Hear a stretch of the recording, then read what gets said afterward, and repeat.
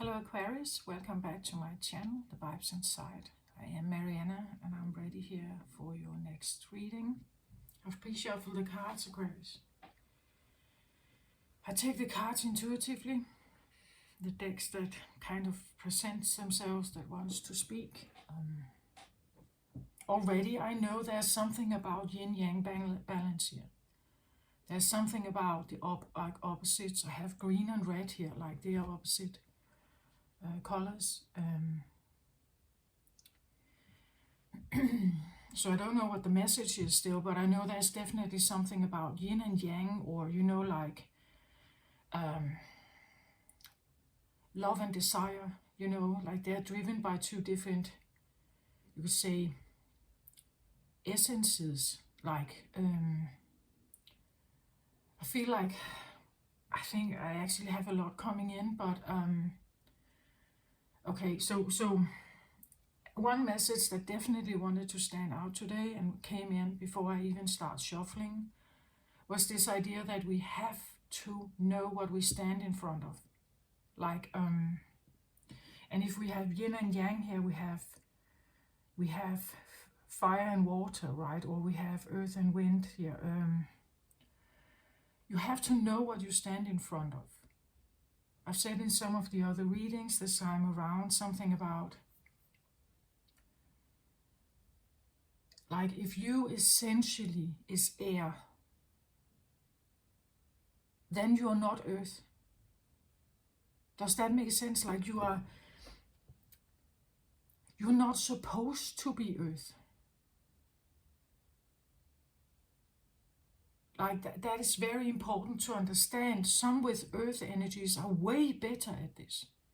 You are air. So it's like there's something else about like air energy that,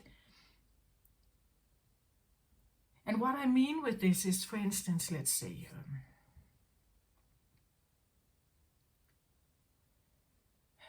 air energy is usually intelligent, wise.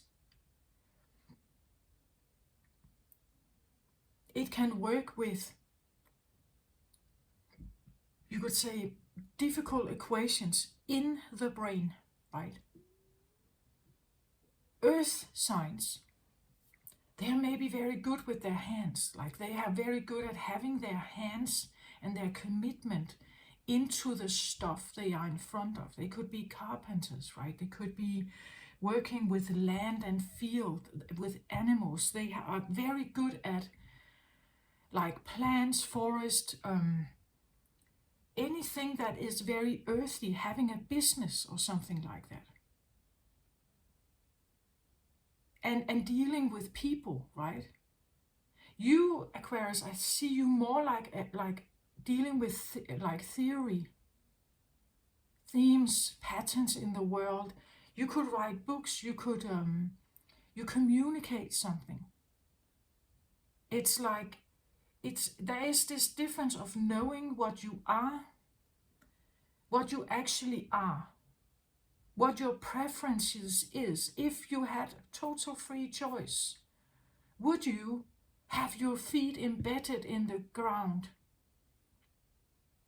Or would you sit in an office somewhere away from direct contact and maybe doing your stuff, analyzing something?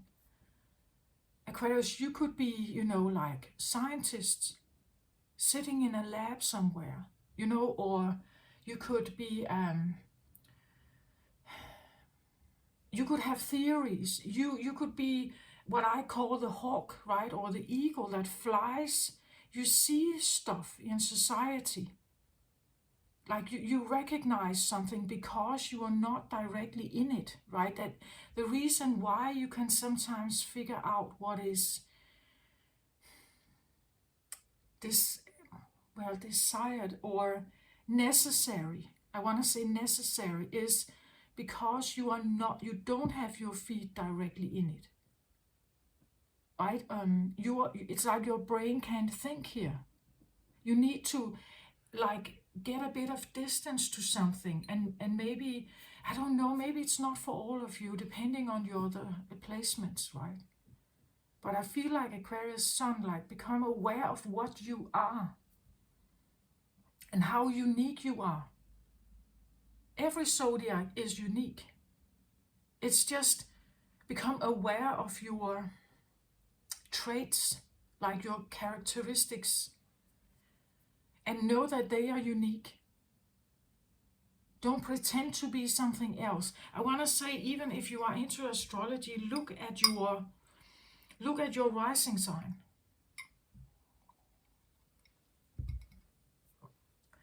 The rising sign is interesting in this case because of polarity, especially in relationships.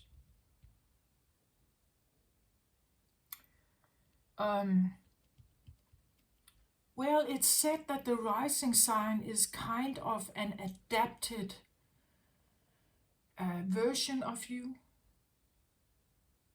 An adapted version that is, you could say, something you have learned, something you have acquired. Maybe it was necessary. So maybe it was forced, maybe it was chosen because you had no other choice. But become aware of it, because this is the thing that people see about you. This is what you show the world. This is how you show up, how you present yourself. It's like, you could say, your mask, or this is what people see. They don't see, like, for instance, I have a Cancer Sun and a Capricorn rising.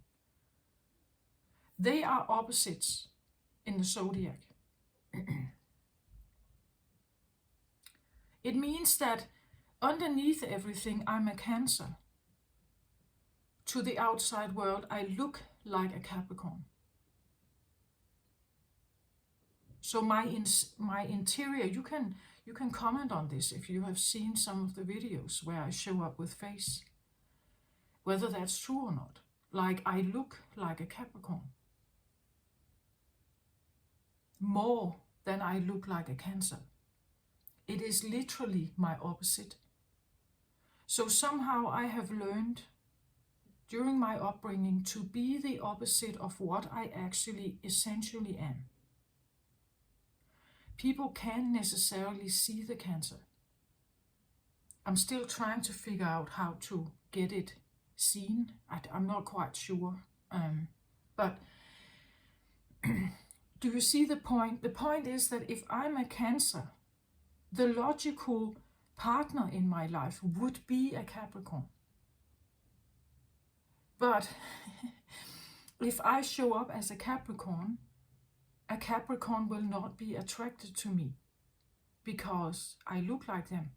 We are usually attracted to our opposite. I married a Cancer. Like, my ex-husband is a Cancer. He got attracted to this, like, exterior mode of me. So when you are on the dating field, people will, depending on how dominant your rising is, your mask or your exterior way of showing up, depending on how tough it is, you could say how persistent it is, you could attract the one that is the opposite of your rising sign. Not necessarily like me. Like, you could have, let's say you are an Aquarius Sun and you have let's say a Pisces rising. Then you could have Virgos come into your life. Because Virgo and Pisces are opposites. Do you see my point of this? Like, it's, and maybe that's not at all what you want to attract.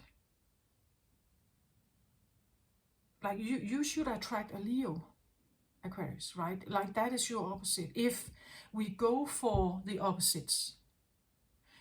And again, we have to understand that when you attract your opposite, it is difficult to stay together. There can be an enormous pull, sexual pull perhaps, a lot of attraction. But staying together is like it's like putting green and red like in the same box, right? Expecting them to get along. They are utter opposites. Like, this is difficult. Like, it's not, and I have had a lot of yin-yang thing going on in my readings, in my personal life, a lot of this going on. Figuring out if this is possible to balance somehow. Is it possible? Because this represents duality also. Is it possible to somehow override it, or to figure out how to not have this? Or to, let's say,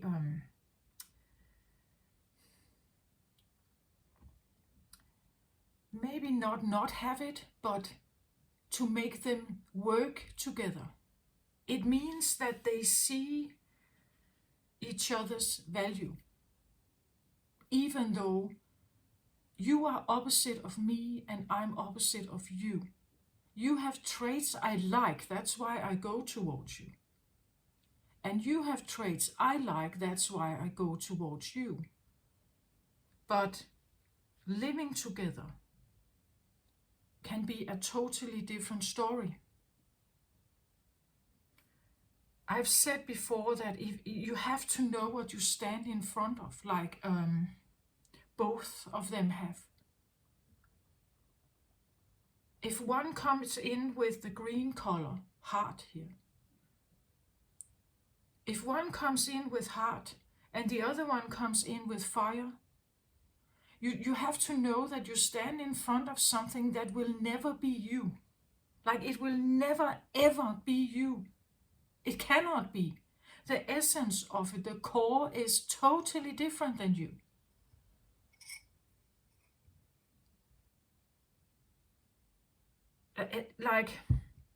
And you have to figure out if that's okay. Like, you're living with something that is utterly different than you. In my case, that was the case. Like, I became more and more aware of this idea that it's like I'm performing a role.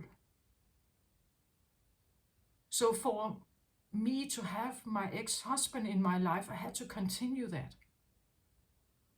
And it was breaking me down, right? That was a realization I had. Actually, it came way after we got divorced. But you see, it's like, it has such an influence of what gets attracted to us.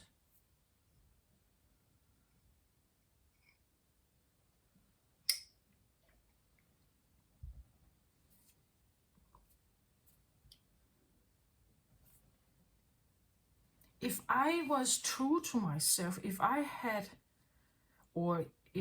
been supported in being a Cancer when I was a child, that the Cancer part of me was accepted, liked, appreciated, maybe I would have developed more of that and people could see it more.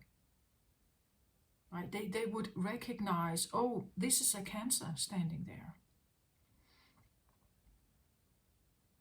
Which is a water sign, and I developed, you could say, a mask or a role of an earth sign. Pretending I had a certain strength. Needing to have a certain strength in the earth element. But I'm not an earth sign. And I should accept that about myself, right? I should honor that, because the Cancer part of me has certain qualities that are desired in this world. It is a caring, considerate, loyal, kind, motherly quality.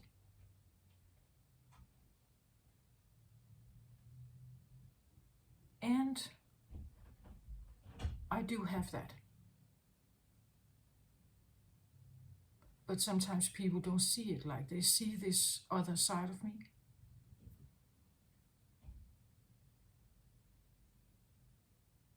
So what you are, what you're looking for, and what you emanate is something entirely different.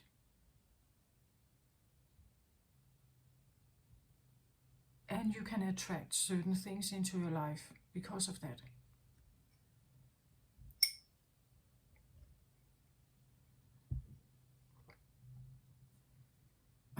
Some of it will be good, nice, usable, or convenient, and some of it will probably not.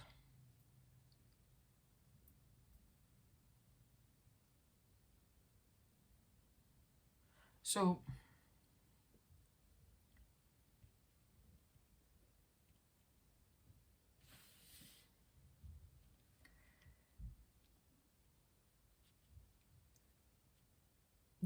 there are qualities to both of them that are good and there are qualities together that feels like it's bad. One will challenge the other. Like, it can be not like, if you had 2 of these green cards here, this would be easier because they are like each other. More comfortable. This is more like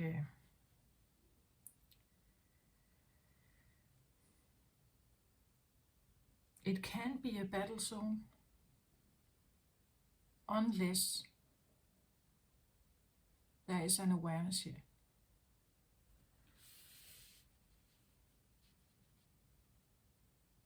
And I think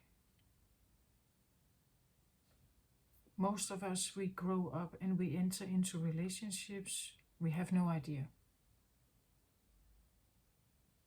like what this takes to be a success.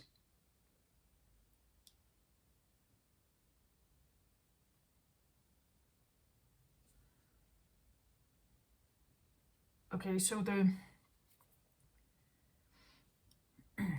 when you have this, it is calmer, easier, comfortable. It's probably like less quarrels, maybe more similar expectations to each other here. If one comes from a love position and another comes from a love position, there can be like an instant feeling of that it fits somehow. Most people end up with people like this in their friend zone. Like these are friends here.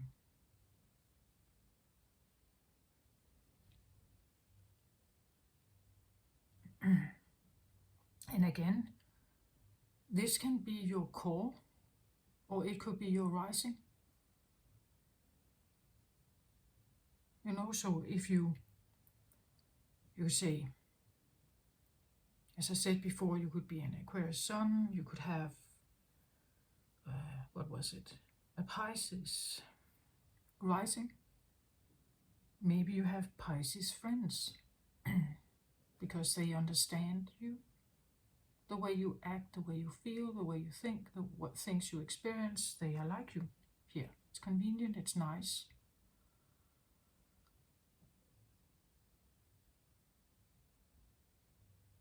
However, when a different energy comes in here, the Pisces part of you will be startled by the Virgo. like it's meant to be. Like there is no other way. So you could say the part that shines most through here for you, your rising sign, for instance, here. So if your Pisces energy is here and you meet up with a Virgo, they could be drawn to you. You could be drawn to them. But you are an Aquarius sun. And an Aquarius and Virgo, that is probably not the best combination.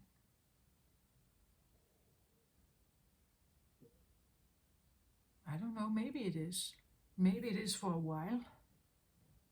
But it will, like opposites that come together, it will poke at you. Like it will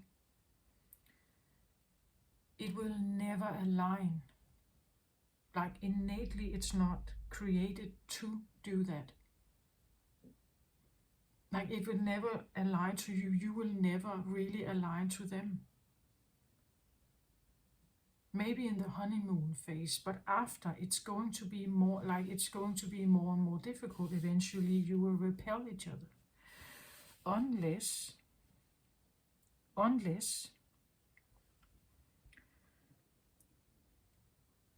like the entire shift, like your brain has to shift and understand what you stand in front of. Like the greatest growth potential is with an opposite. To understand yourself, your strengths, your weaknesses. Maybe if that you're actually playing a role, like I did.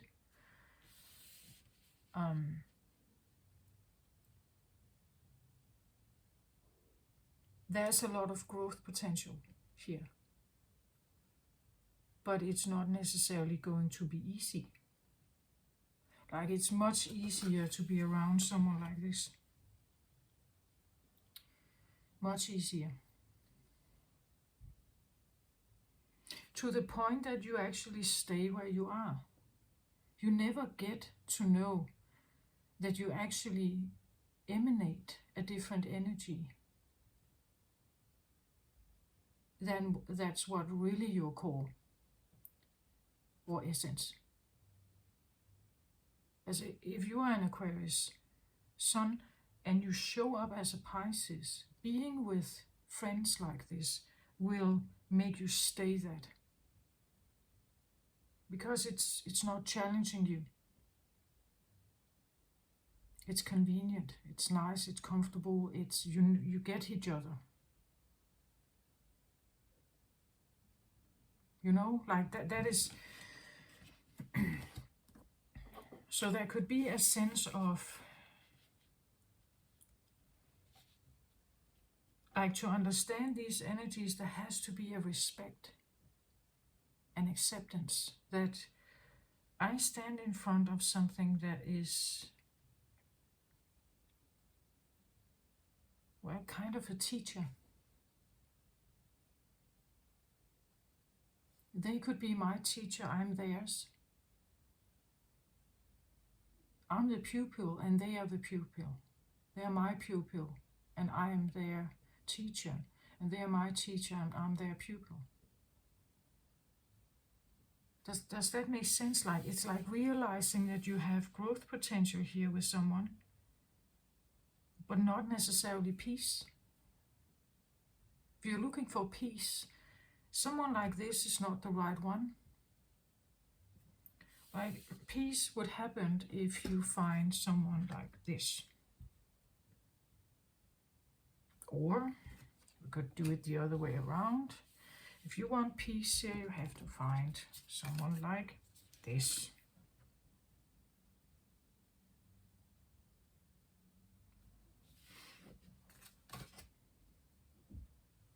There's another thing here, that some are driven by love, some are driven by fire, for instance, or some are driven by So you have to figure out what you are driven by. What is the most important thing for you? If you find someone who is your opposite and you get attracted to them, it's because they have something that you feel you don't have. So together we become a whole. That's usually what people say. I'm looking for my other half. She's my better half, or he is my better half. You know, this idea that we only have something available and that this other thing here is coming into my life and now together we are one. You just have to make sure that both of you feel that way, actually. That not only one does. One can be in this for love, the other is in here to play and have fun. Again, an opposite energy. Just, I really feel, I don't know how to otherwise describe this. Like it's if you stand in front of an opposite, they will never, ever, ever be like you.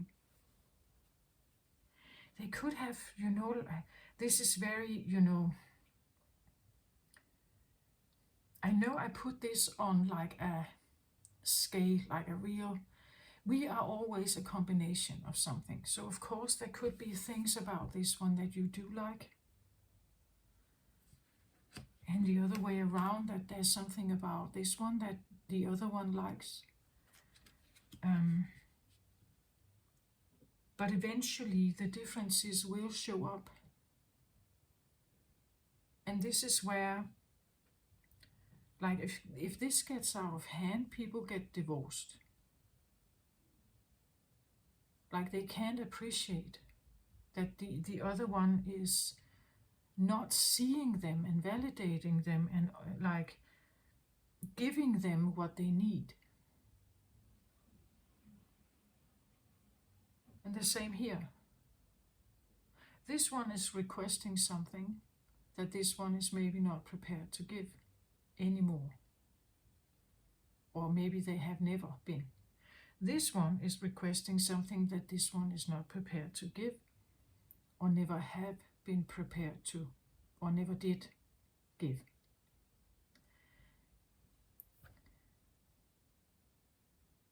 Both of them need something, or wish for something, or want something, or had ideas about that. If I get together with someone like this, then everything is great. But you are individual thinkers and you have individual cores. Your essence is utter different. To make this work, both has to acknowledge the other one's value in their life. If only one does, it will be parasitic. You know?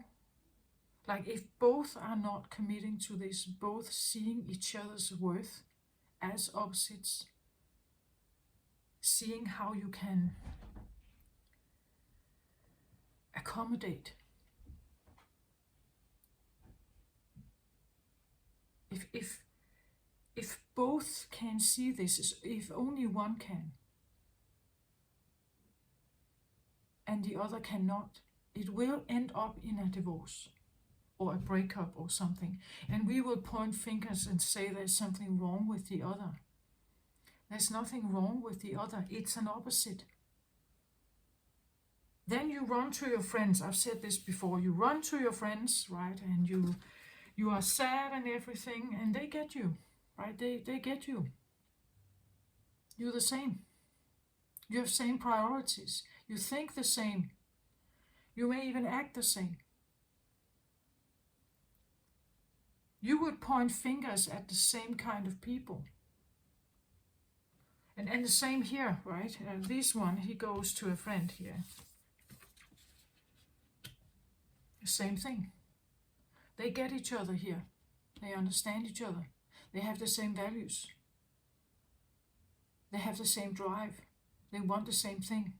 They see the same goals in their lives. And these will point fingers at the same people. Does that make sense? Like it's...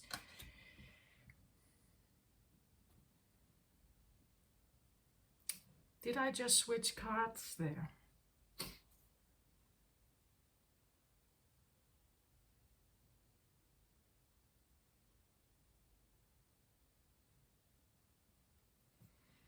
Maybe these other cards here, I need them somehow.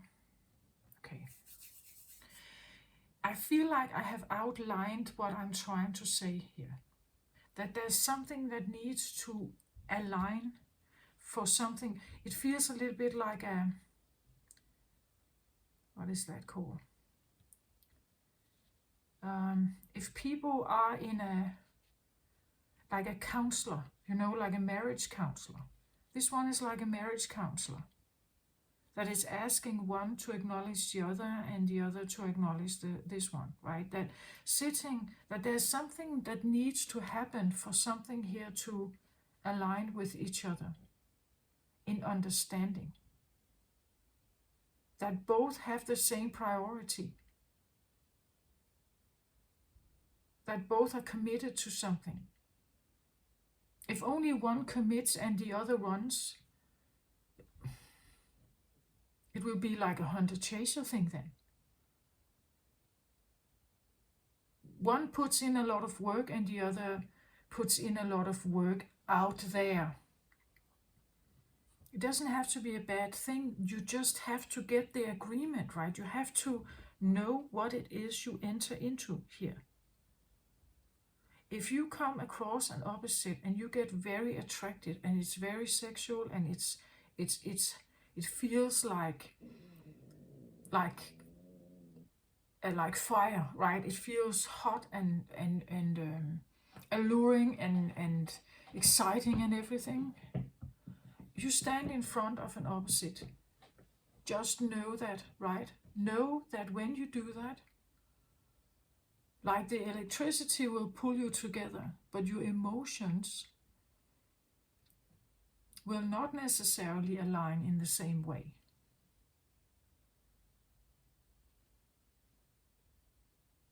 That's why I talk about this idea about opposites, that when they come together, I'm not sure they always are supposed to stay together. That's why you can have lifelong friendships here. But you do not necessarily have lifelong marriages if you are with an opposite, someone who is different than you. It can become very difficult. But it can also, like break down break some of the things down about your rising sign, because if it acts as a role or a mask, as it did in my case, it was not founded on solid ground. It was a protective mechanism, but it had nothing to do with my true essence. So you see, like coming together with an opposite is going to poke at you. It's challenging you.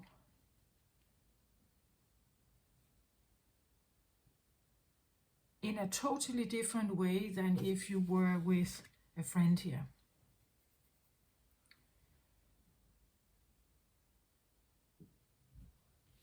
An opposite can be like the most exciting journey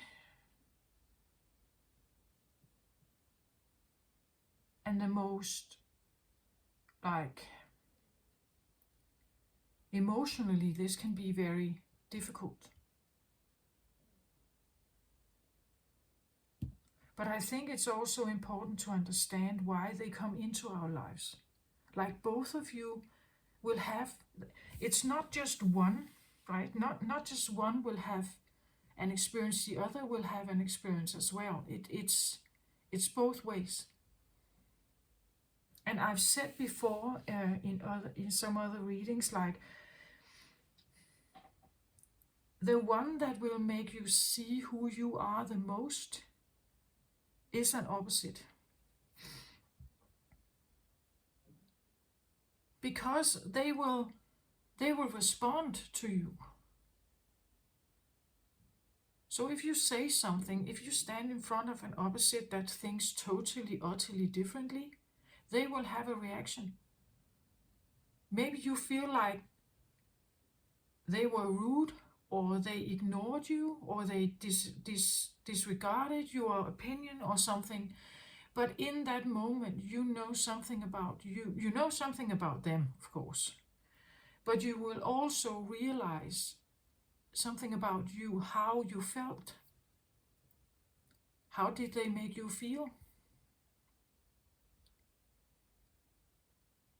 They definitely made you feel not like you, right? Not like you. They made you feel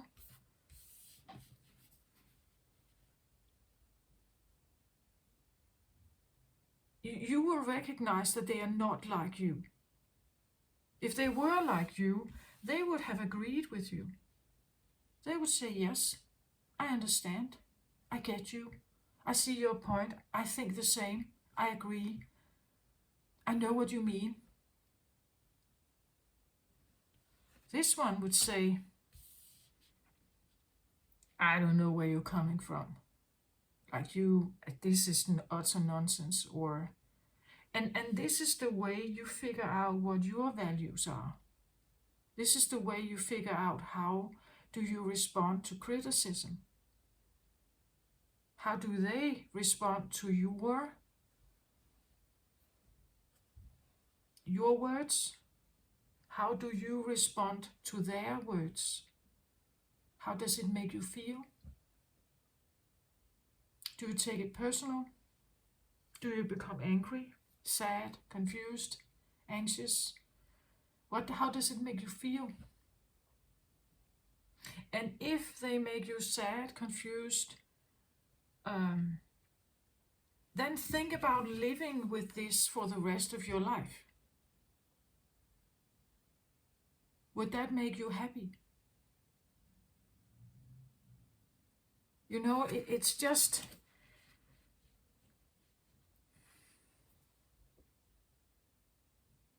You know, sometimes in the animal world, we know that there are species that only come together to breed.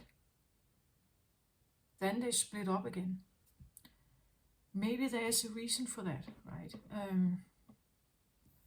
Because they can actually not... They cannot exist together.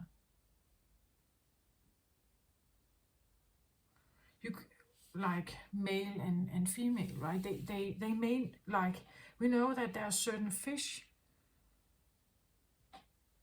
like they come in hordes, you know, to a certain place where they breed, and then they split up again. There could be a reason for that. And again, this will not pertain to everyone, right? Maybe you are like that. Maybe you are someone who, like, there are other species as well that live together in groups and families, right? That or herds that live together, closely together, females and males. But what if you are not one of them, right? What if you are the opposite? What if you are What if you are the opposite?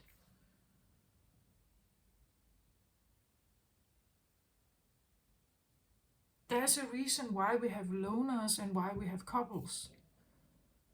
There's nothing wrong with it. It is what it is. Just again, if you are someone who is very devoted, wanting to have a relationship, and this is one who is very freedom seeking, like they would eventually like walk away, and you could be going after them, right? It's like a...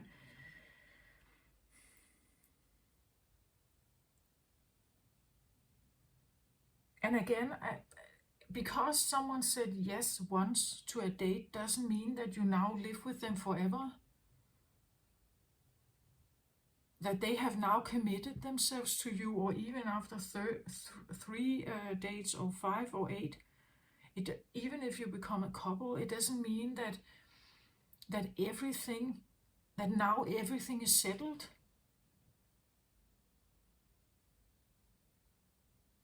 This takes work, especially if you are with an opposite here.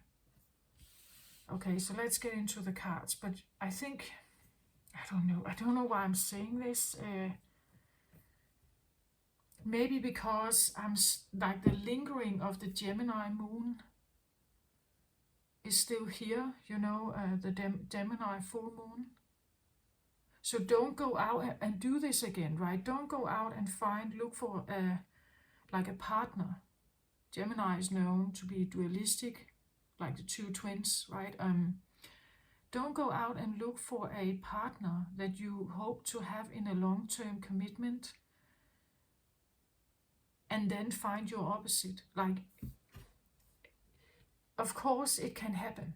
Of course, there are couples like this. But the only reason that it works is because they are very real with each other. Like they see each other's worth. Like it's more important that you are in my life than away from me, right? Sometimes it can even be, accepting that someone is in your life but at a distance. Because together you pick on each other and you can't seem to like make it work. But if like let's say there's a distance and the way you communicate is via phone, or you only write letters to each other because otherwise it's not working. Sometimes distance doesn't mean that you have disengaged, but it means that there is a respect that the other needs to live their essence, right? That each of them needs to be and live their essence. And if you force each other to be together, it's going to be a disaster, right? There are many ways of having relationships or situationships, or even how you live together. We could have people that live in the same apartment and it's disastrous. But what if they share a house?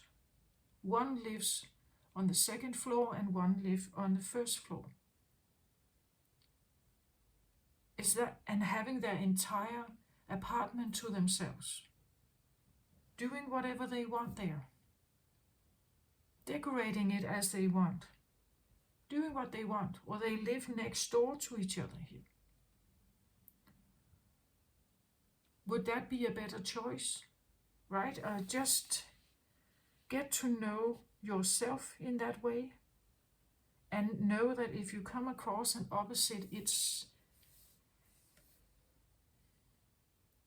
like there's nothing wrong with them, as there's nothing wrong with you. But your core is different. Your essence is different. Your priorities are different. And then again, have a look at, let's say we have this scenario, right? We have an Aquarius sun with a Pisces rising. Then we have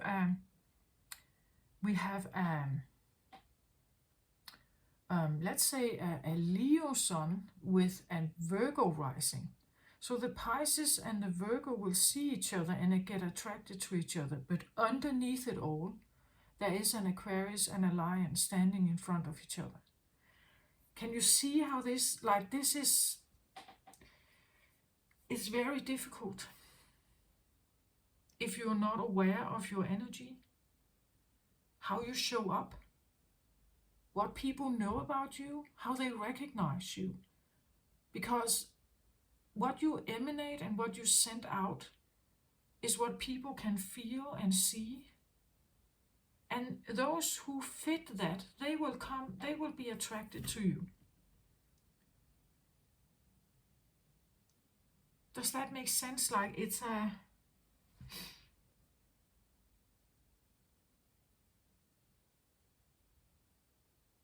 Yeah, okay. So I want to look at the center card here because it's always important. So let's have a look. So I say I have harvest here, gathering of blessings.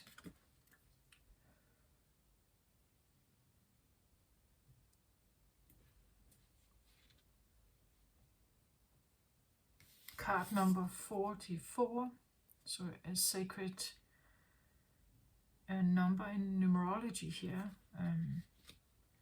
Well, harvest looks like it wants to, that it can be abundant, right? Harvest suggests that there is something to harvest. There is something good here. Otherwise, there is no harvest. There's nothing to gain or anything to live off.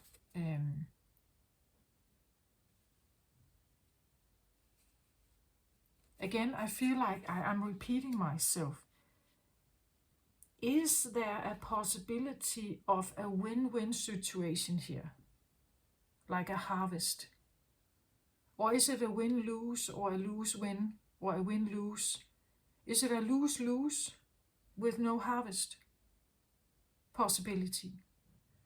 Well, harvest, well, it's a strange word maybe, but what I see is, you can see it as, it says gathering of blessings. Is this corporation here going to be a win-win? An exchange of harvest, an exchange of blessings.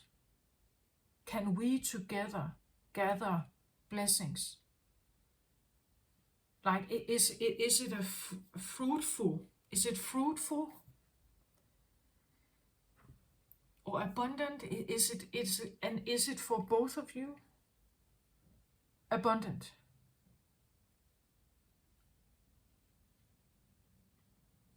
Maybe you are in a situation where this is that you have found someone with whom you do have harvest, with whom you can see you can have blessings.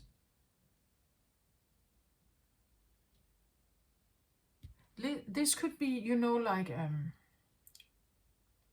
let's say that a couple here has been looking for a new place to stay, a new place to live. They're looking for a place where they combined can have a sense of a full life, both of them. So maybe it's big, like maybe there's room for maybe children to come. Maybe there is a garage because the man likes to, like do things in the garage with cars or something. And the woman may like, the gardening, the flowers, or maybe she likes a place to paint or something. Then this place or this house or this estate would be, because both of them are honest about what it is that they want and what they need individually to feel happy, and they see each other's work and they cooperate about this, then you will find that this house or this estate is probably going to be a feeling of a win-win situation, right? That both of you can see the possibility of happiness here. Both of you can.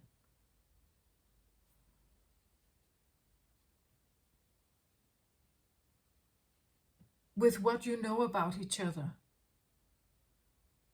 Of course, you can know about the future and what it holds and something, but for now it seems like there's a possibility of harvest and blessings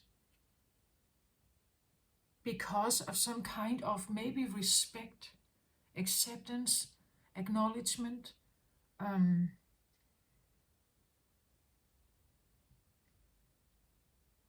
Otherwise, it's not working. Like, is it fruitful? Like, am I in a situation with something that is fruitful? Like, it's beneficial for me and my needs and what I like, what I stand for. What I stand for is valued. And what the other one stands for is also valued. Even though it's different, it takes a tolerance also here, right? A tolerance of differences. A tolerance of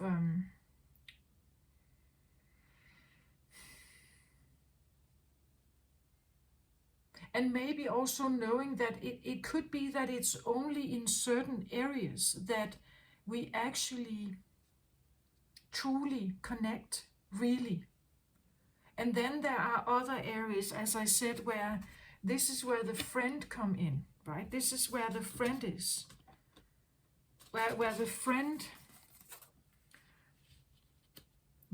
or someone similar to you has value, in a sense, for you. And then there is the opposite. You could say you have more peace here, usually.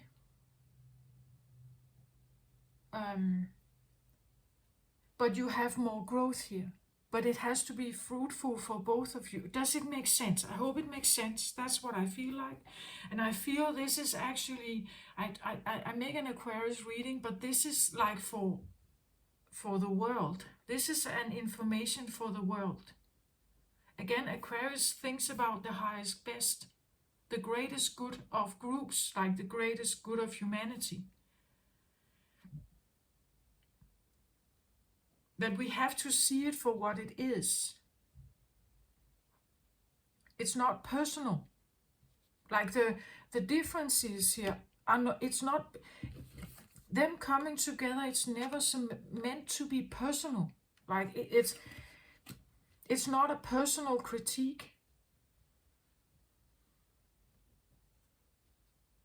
It's not a personal critique. You can be symbiotically connected, and then it would be like this, like a harvest feeling, that when we are together, everything just aligns better. Because we truly see each other and value each other and respect each other, right? Then it would be symbiotic. But if the harvest is not there, you could have a parasitic relationship with a win-lose or a win-lose situation where only one is benefiting from this connection. So what I want to say is that even though, you can have, like, you could put a lineup of people in front of you whom you have an attraction with all of them, meaning that they have opposite energy. Again, if you have a Pisces rising, there are many Virgos out there. But maybe not all of them will be a fruitful, harvest, blessing-oriented relationship.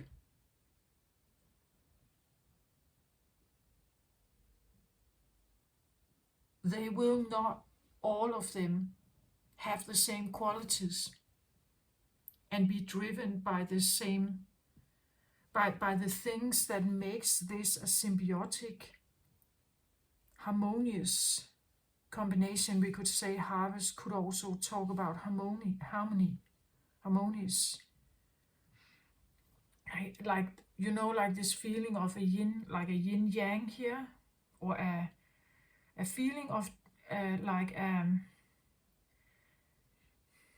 as like swinging together. Like you swing together, right? Because this is what is harmonious, right? But if you swing like this, or like one is very slow and the other is very You know, it's not harmonious, it's not symbiotic, it's not, even though you are very different. Like, it takes determination to find this common ground in both of you where this will be fruitful. The only way that this can happen is if both of you recognize that it's going to be fruitful. That both of you see it. Both of you understand it. Both of you recognize that without this other thing in my life, I probably will be more miserable. Let's say, for instance, that you are an Aquarius and your opposite is a Leo. Aquarius, you could have ideas. You could have visions and ideas about something that could be helpful for the entire world. Leo has the power to, the fire, to actually put this into motion. They are used to the spotlight. They are used to fighting. Like, they're very powerful. They are used to, they have a network. They have like lots of people around them usually. They are likable. They have all this charisma. They have what it takes to get the dialogue started, right? So together, you will be more fruitful than you are apart.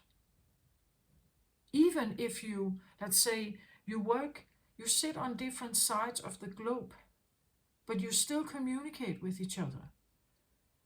You will be more fruitful having that communication than not having it.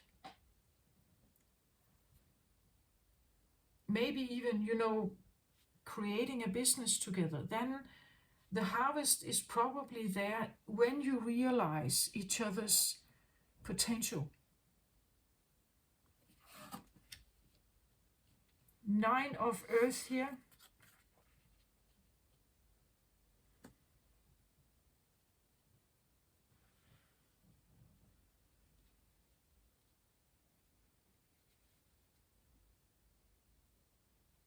And then I get Bridget, the goddess of the eternal flame.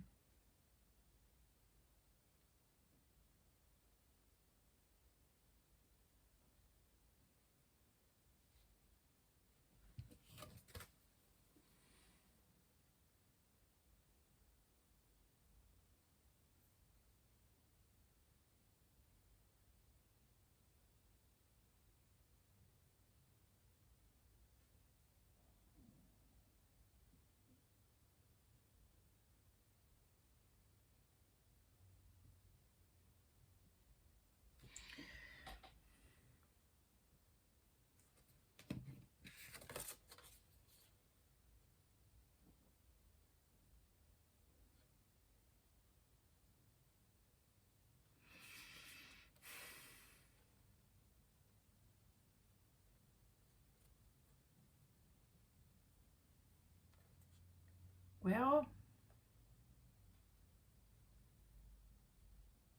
yeah. Well, I'm just tuning in, right? 9 of Pentacles is usually a card of, like the happy single card, doing your thing, being content with that, feeling abundant with that. But then I was drawn to this middle card, and there's a similarity, right? There's a similarity about woman standing here. She holds a flower, and she holds a little branch. We have, like, you could say, the moon or the energy in the background here. If you can see the cycle here. And she has that as well.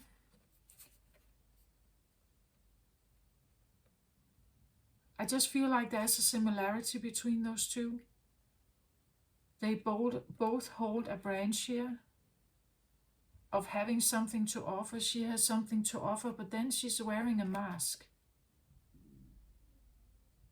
And it's not to say that it's bad. You just have to know what you stand in front of. As I say, is it a rising sign you are standing in front of here? Or is the idea of being happy single here, is that a mask? Is that or this idea that you have to do everything on your own, being single and taking care of earthy matters? Yeah, again, you are not an earth sign, right? It's like being, like you could benefit, like instead of, I don't know, again, acting as if, or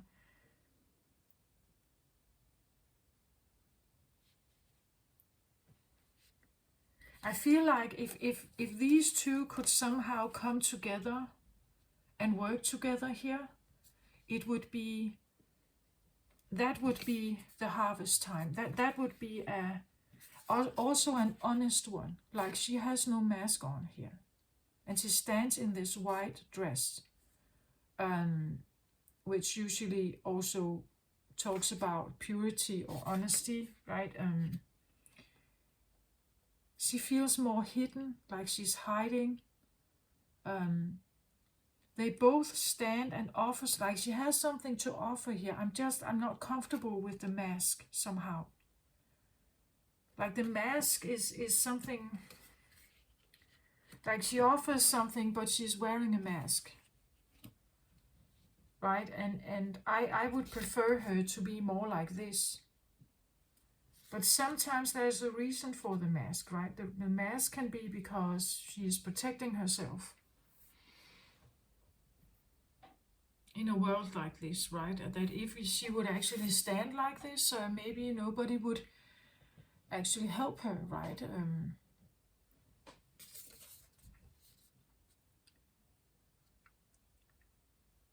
Like if you have something very particular to offer, something very special, as I said, everyone has a core.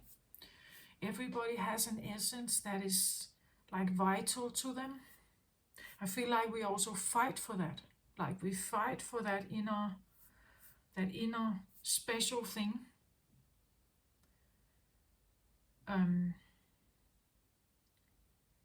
And if we feel like it's threatened, again, if you stand in front of an opposite, if you feel like it's threatened, that they don't support you in your choices or your ways of living your life,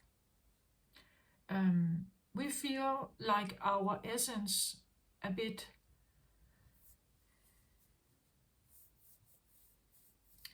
like either we really have to fight for this, or we fawn, like that typically different, or we flight this, we run from the scene, right?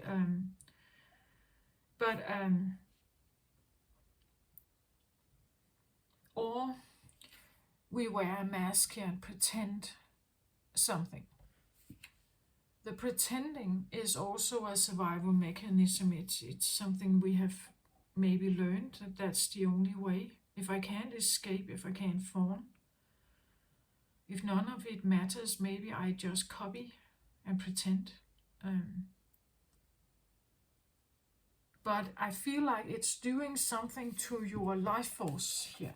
Like if you could somehow combine, you could say, some of the things you have learned, but take the mask off and combine it with your inner internal flame here, like your true passion.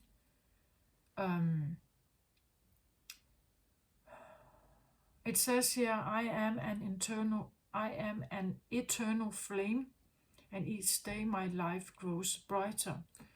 An eternal flame is eternal, right? It means that it never stops. It means that it can, it will never distinguish. I feel like we say that with energy, right? That energy can neither be, it cannot be destroyed.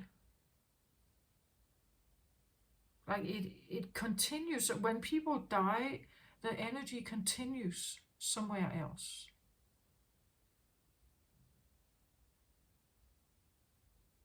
So it's like, and I feel like when she sits here, somehow I get the feeling that she's dimming that. Like she's hiding that. And again, maybe this is because you sit in an earth energy, but you are an Aquarius. Right? You are an Aquarius on earth. And you are maybe, you know, like living a certain life here. That you act as if you are content with that, but I feel like it's a mask here, that it's not, because again, earth element, as I said, this idea of having your feet in, it's not being very confronted with things. It's directly in your face. Like Aquarius, I feel like you are more of a like a observer, you know, or like a, it doesn't like it's nice to, you know, have a little distance. Like that one, it's one of your qualities, like to be an Aquarius and have Aquarius energy and actually make it work, function. I feel like you need distance. Like, you know, if you went in, directly in here, you went directly into the earth problem. I mean, let's say there's hunger in Ethiopia, and you stand right there among all those sick people and these very, very thin children, and you know it's sickness and disaster and survival mechanisms all over the place, and there's not enough medicine, there's not enough, like you will not be efficient here. You will be efficient at the office, at the main office, looking at the numbers, being the one that orders new medicine, make sure it gets sent. When you hear from the doctors that are in there, let's say Doctors Without Borders, right? Let's say that they are directly in there, and the nurses and everything, they request stuff. They say we don't have enough staff, we need more, this and that. You will be sitting here and you will be looking at this and you will say, yeah, we need more staff, we need more medicine, but we also need this and this and this and this. And I start to make that happen. I start to make the phone calls. I start to, you know, it's like you at a distance, having a, like looking like from above, you like in a helicopter, looking at the entire refugee camp, right? And you just have the look, you see, we need water, we need, it's not functioning, this is not working, this is not working, this is not working. Okay, I start to contact someone who can do this, who can fix this. But if I have my feet in it directly, and I talk to these people all the time, it will cloud my mind. I will be caught up in the stories, in the narratives, in the feelings, in the sorrows, in the pain and everything. And when I'm in there, I cannot work. Right? I cannot work. So you could sit in a job here, maybe being single, but sitting in a job, feeling that you are somehow content. But I'm asking you, are you really here? Because it's like, I feel like you have your feet in, or your hands and feet in something. maybe literally your body, your feet, your hands, your attention is in something, and I'm not sure that it's right for you. Like you have to connect with that inner flame of yours. Like the real you here, right? That it's the real sun. As I said, you could be an Aquarius sun here, and then you can be a Pisces rising sign, or let's say this is Earth. Let's say you have a Virgo rising sign. That would be Earth element here, and you can pretend to be okay here, but deep down you are not, right? That's why you're wearing a mask. It's not, if you were honest here, and this should be a win-win situation, you should connect more with this one. Having a balance. It doesn't mean that you can't work. It doesn't mean that you can't. But it's like, look at what, the difference is that she's very concerned with work here and money. This one is not, like she's surrounding herself with something else here. Like, look, she surrounds herself with air.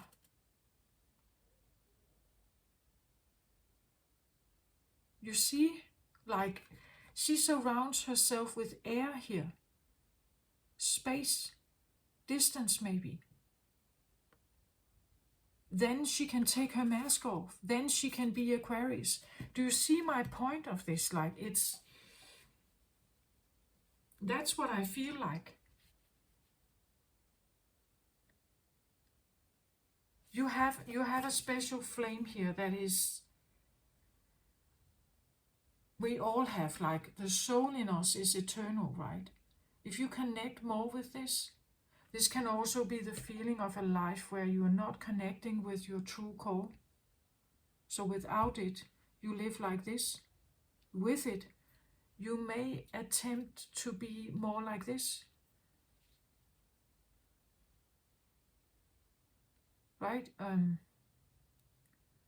in this space, you figure out where your qualities are, because now you have space here. Now you have no direct influence that is, like meddling with your thoughts. You can think clearly here. You can see everything.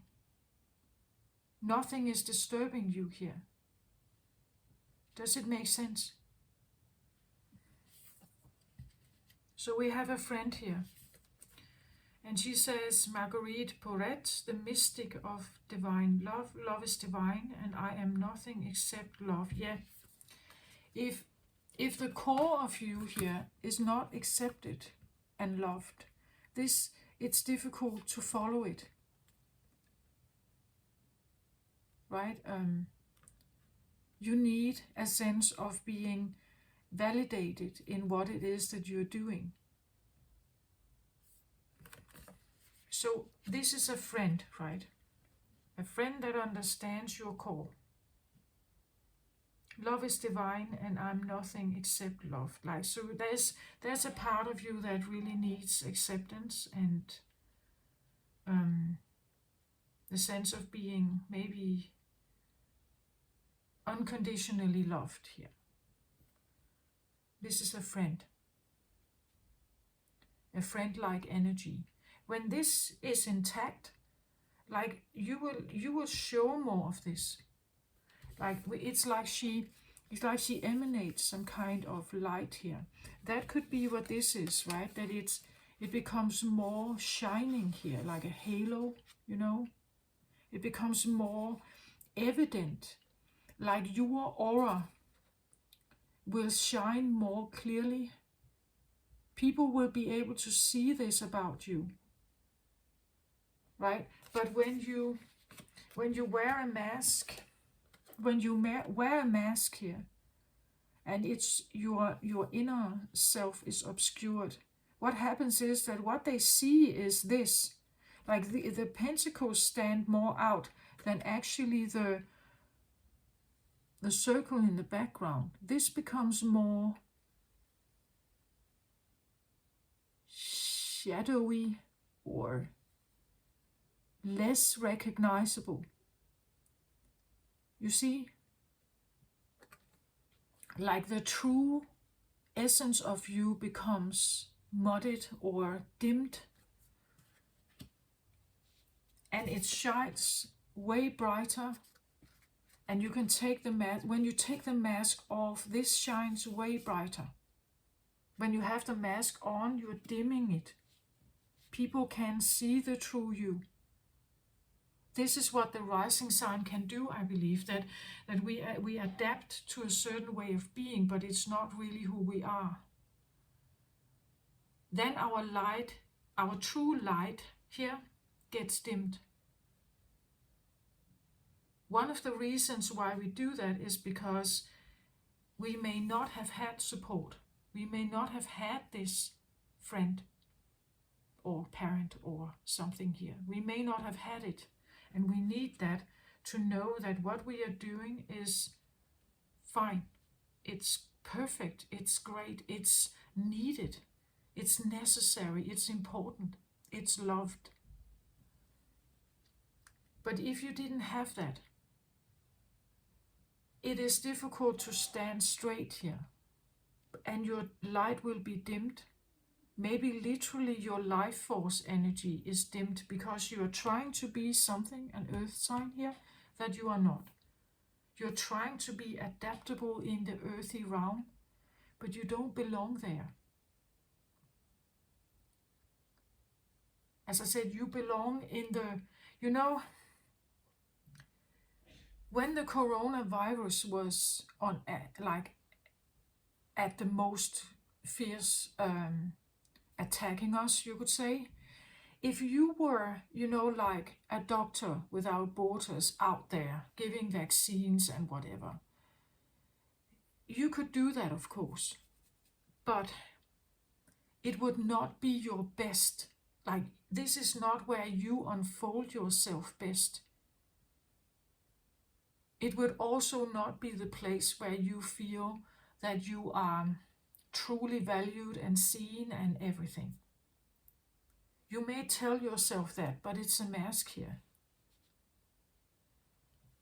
No, you could have been one of the scientists in the lab that was looking at this illness, at this virus, and figuring out how to solve it.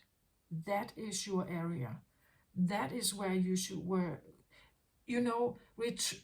retrieving from the illness, sitting in the lab with people that support you, right? Because this is your flame. Save humanity, right? Trying to figure out what's the best to do, right? That would be your area. That would be where you belong. This is where your brain, your intelligence, your fierceness, your futuristic approach to things is truly validated. This is where it comes in handy, right? This is where it's fruitful for you.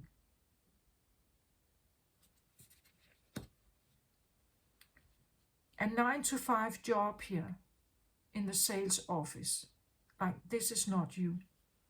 Like, I feel strongly about, you need some kind of space. You need to be able to fly. You need air, right? You need to be surrounded by people that may think a bit like you, or at least accept you and understand you, accept and understand your ideas. They may be very different than you. Like a scientist working with an engineer. But as long as both of you see each other's value, like, I'm the scientist that fixes this, and you're the engineer that brings it to the people, or that builds something where this can be used. Like, when both see the quality of each other, having time to think about things, analyze it, study it, right?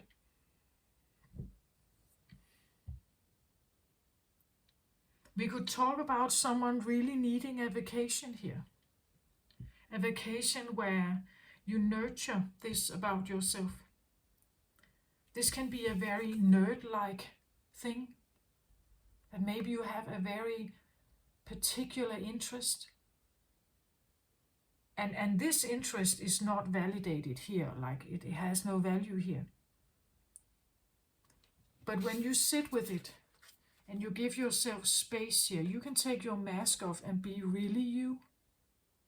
Like be the one you are. You don't need to wear a mask. Actually, you are not comfortable with all this work. That actually you prefer to have space around you. I get 6 of air here. It is reversed. It looks like this, upright. 6 of air talks about, when it's upright, it talks about looking for calmer waters. Aligning yourself with something that seems better. It is air energy, so it's a decision, a choice to leave something and go somewhere else. It was reversed here, so it means that if you stay put, like if you're not leaving for calmer waters, if you stay put in something that is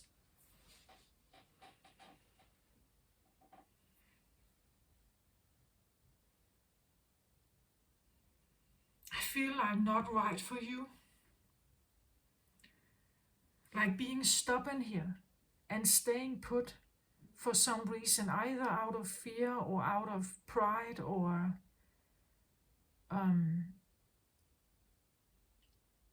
that it's going to be a life where you have a mask on and you will dim your light.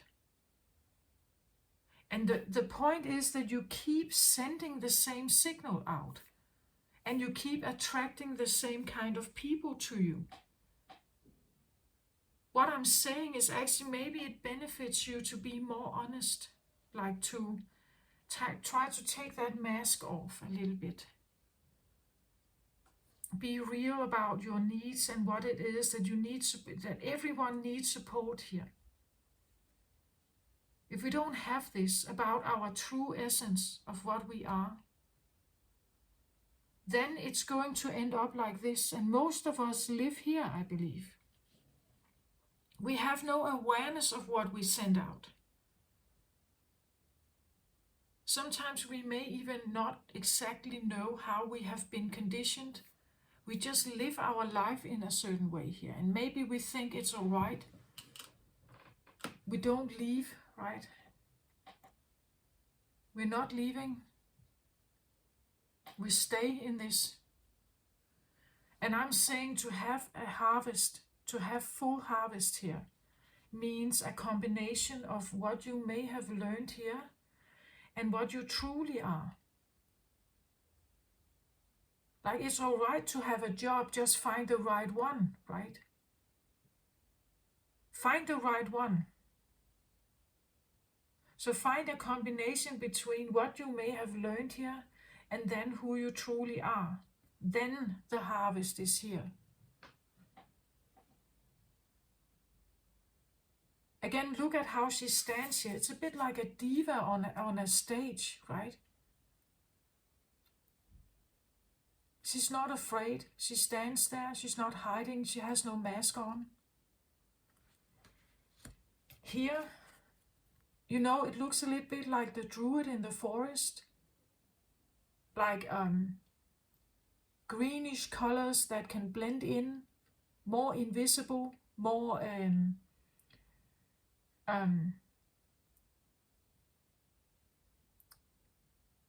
there is something about like hiding here, having the ability to blend in and just be earthy, where this is not earthy. Like this, This is not someone who blends in.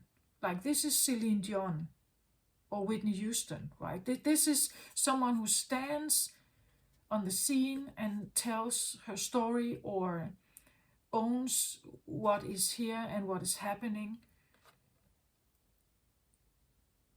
and what she needs, perhaps. Or, this is,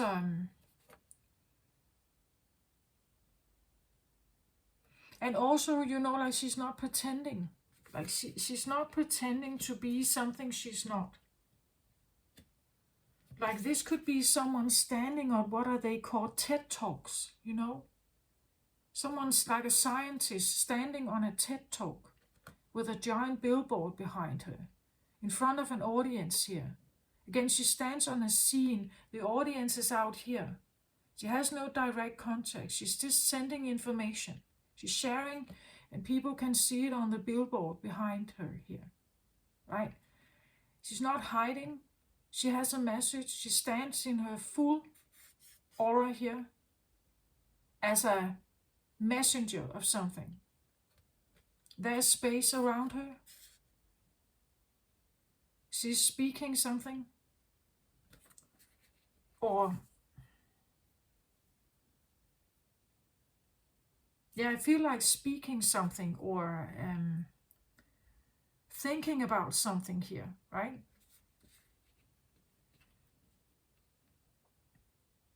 And she has something to offer here. She has something to offer as well, but it's not that honest. And the light is dimmed.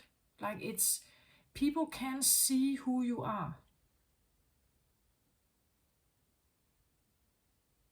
They can see who you are somehow. They can see like your true essence here.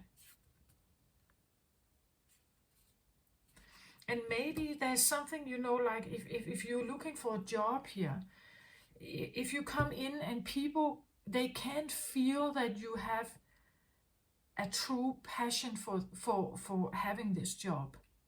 Like here, she would stand with like a full-blown passion for what it is that she's doing. Like it shines from her here, right? Here she can be totally honest. You have no doubt about her shine here. But here, it's like she looks... Yeah, she may come in and be presentable and everything, looking for a job maybe, but you can see her passion. Like you can see her light, her desire, her... It could come across like a... What is that called?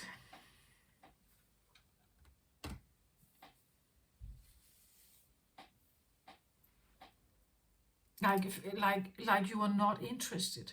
Like you're uninterested in what it is that you are maybe applying for. Does that make sense? Like it's and as long as you are not shifting gear. So again, let's say you keep applying, you're not changing your mind. You keep applying for the same kind of jobs. Doctors Without Borders here, right? You are in the field.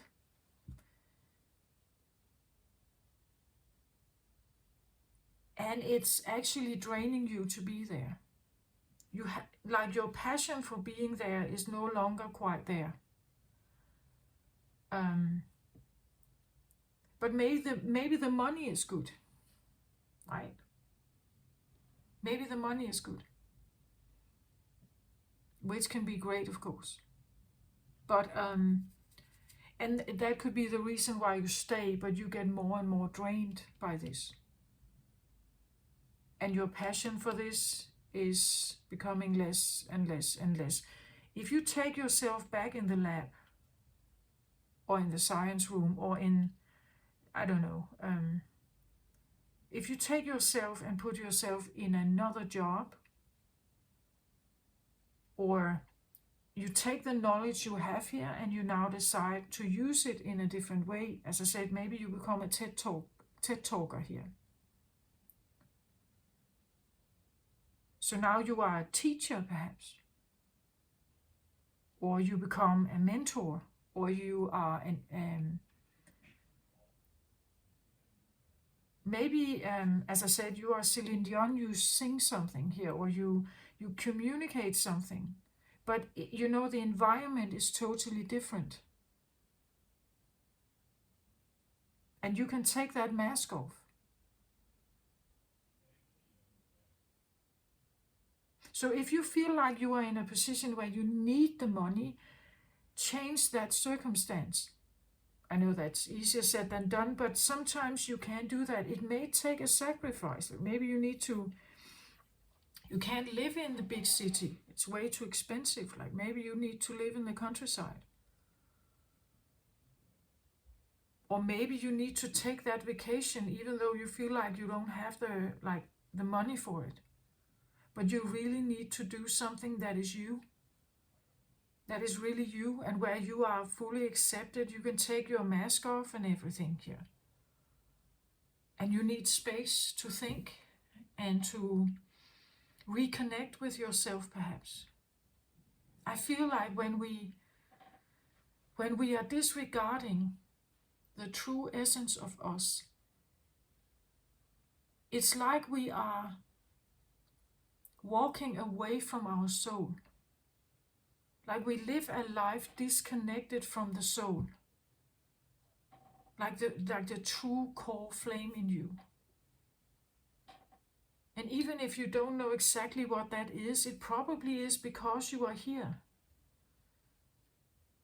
I remember I have quoted her before, Teal Swan. She made a question in one of her videos where she said, "What is your adult self doing that your inner child is crying over?"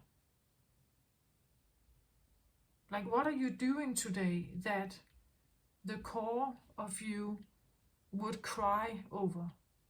It's like a betrayal, like betraying ourselves because we follow some kind of,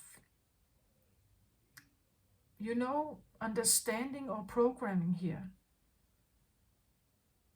Or pride or ego, right? But when you keep following that, it just becomes, I even feel like this dimming. And one thing is that people can't see who you actually are. They don't see your enthusiasm in what you're doing.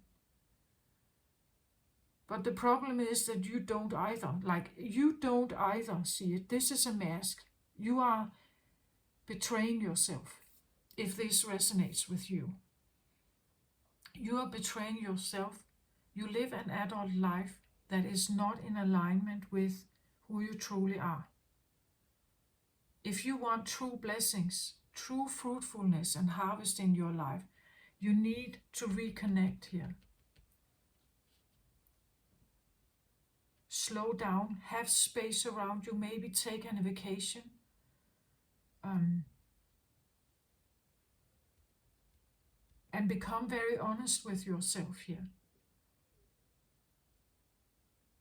I think that about Aquarius, like you really need a sense of distance, because that is the reason why you can see everything from above, right? You're the king of air, king of swords. Like the reason that the king of swords can figure stuff out that is sometimes futuristic, it's not here yet. The reason for that, the reason for the analytic skills, for the ability to look through patterns, to analyze a big, like a lot of data. The reason for that is because, first of all, he puts his emotion aside. The king of air is not known for emotions, right? So he becomes very analytical and very, structure. He goes through the data. He finds the patterns, he finds the links, he can see how it all works together. And he can then, because of that, he can do He can create something that could help this. He can see what is missing. He can see what could be of benefit. But he can't do that when he has his feet embedded in the earth like that. And he's totally concerned with, like maybe money or emotions or other people's emotions or other people's fears or other people's sickness or illness or pain or something. Like you need a distance here. That's what I feel like. Maybe not for the rest of your life, but for a time being. Needing a distance to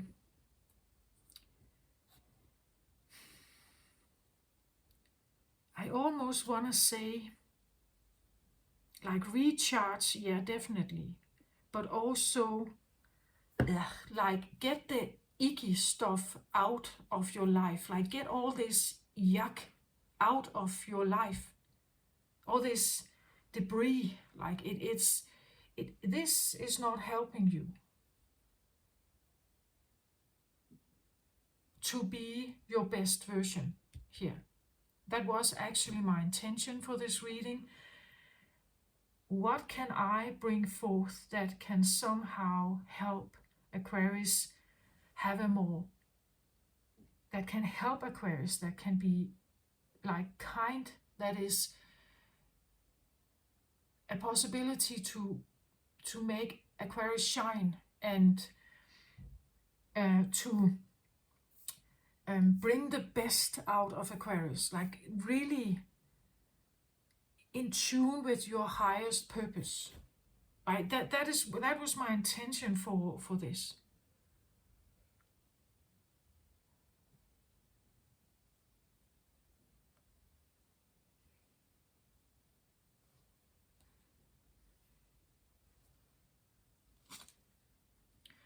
So I wanted another card here on the harvest and get the arrow here. The arrow, well, it can be seen as a messenger, right? It flies from one place to another. And if the arrow is well sent off, it will hit the bullseye, right? It will hit the bullseye. It is swift, it's quick. It has a message. The arrow always has a message. It can an arrow can be lethal, like, and I know that with Aquarius, like you can be brutally honest sometimes. My Mars is Aquarius. I can be brutally honest here as well, to the point that people don't like it. They click off the channel. They don't like what I say, perhaps, right? It's all right. But that's what the arrow is, hitting the bull's eye. And that's what I feel like is here, that when you tune into who you actually are, what she is somehow doing here is the bull's eye. She becomes that arrow. She becomes the truth teller or the messenger. I even said something about teacher, right? It's like she's saying something. She sends something. Like an arrow, she sends something. And it's air also. Air-oriented here. She sends something. And then there can be others receiving it.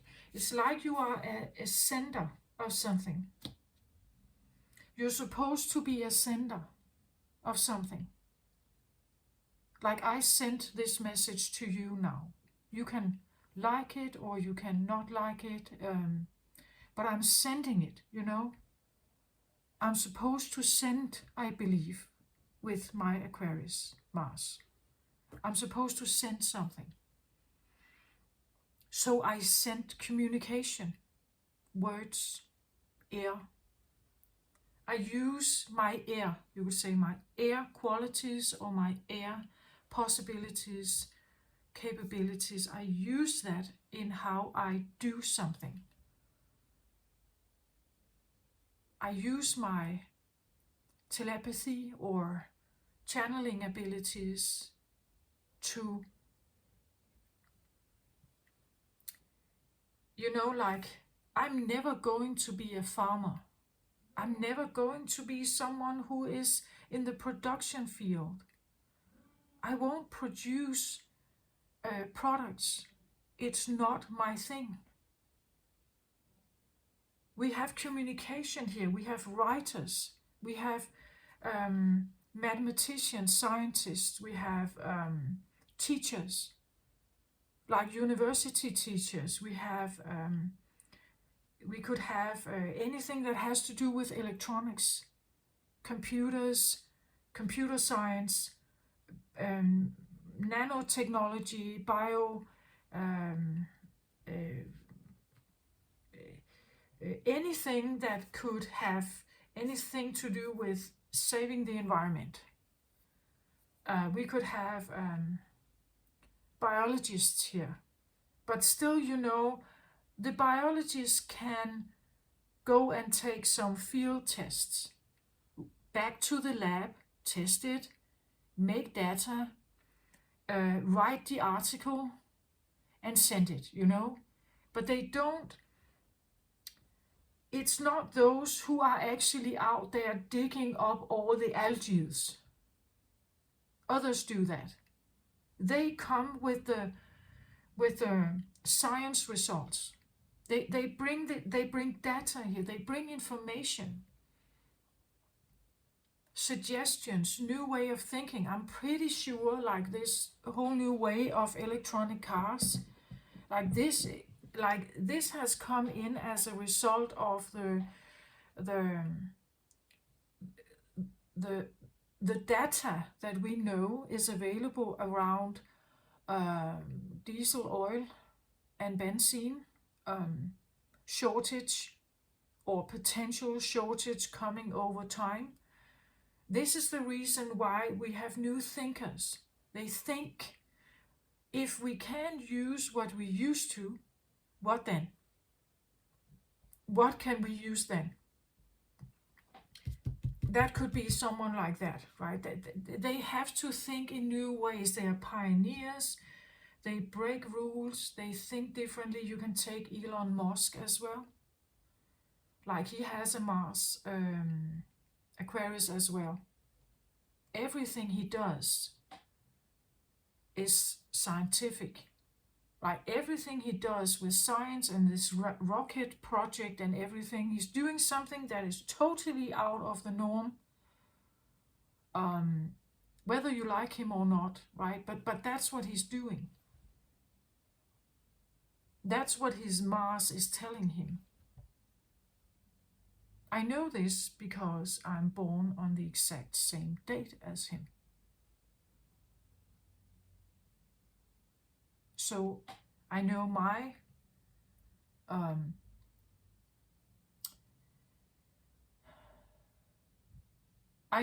astrological settings, right? And I know his.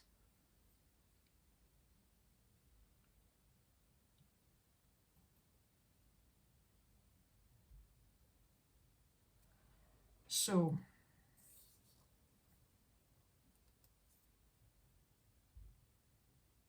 anyway, it doesn't matter. But the point is that there are certain job areas or life purpose areas here that are way more suited for you than this.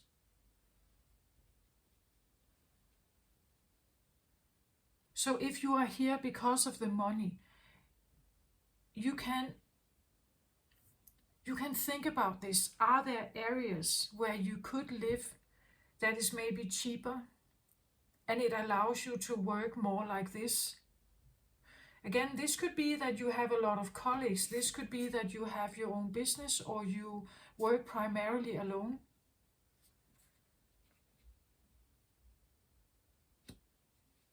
Maybe you are a freelancer here, right? But I'm just saying it needs to be, you need more space around you, Aquarius. Maybe you need a vacation, maybe to recharge here. Maybe you need less projects here of some kind.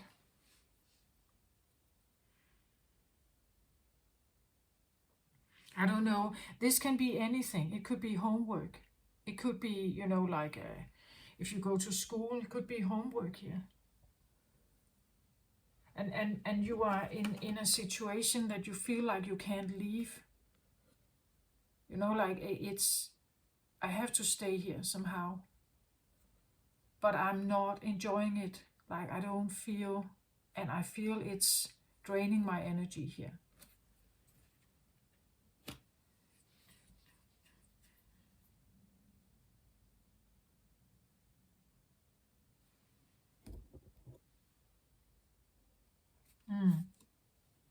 Look at this. I wanted another card here on the 9 of Earth here. I get storm warning.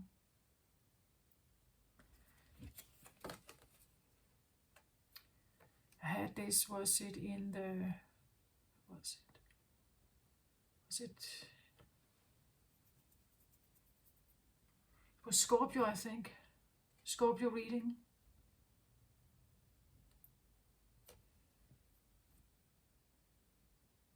So I get storm warning here, right?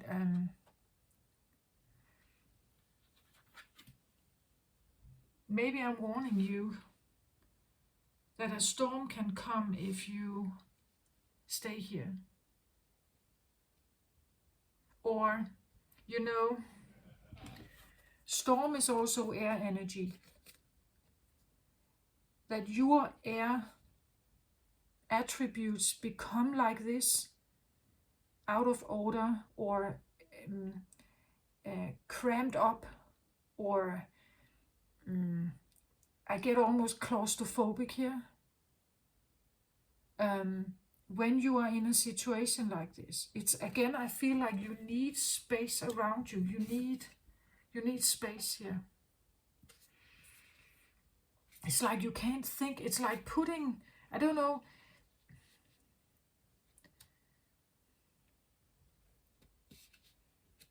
you know, like your brain is put in a too small skull.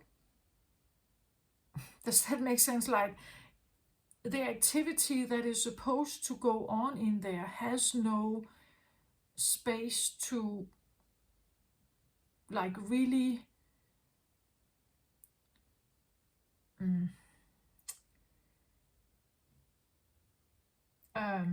being fully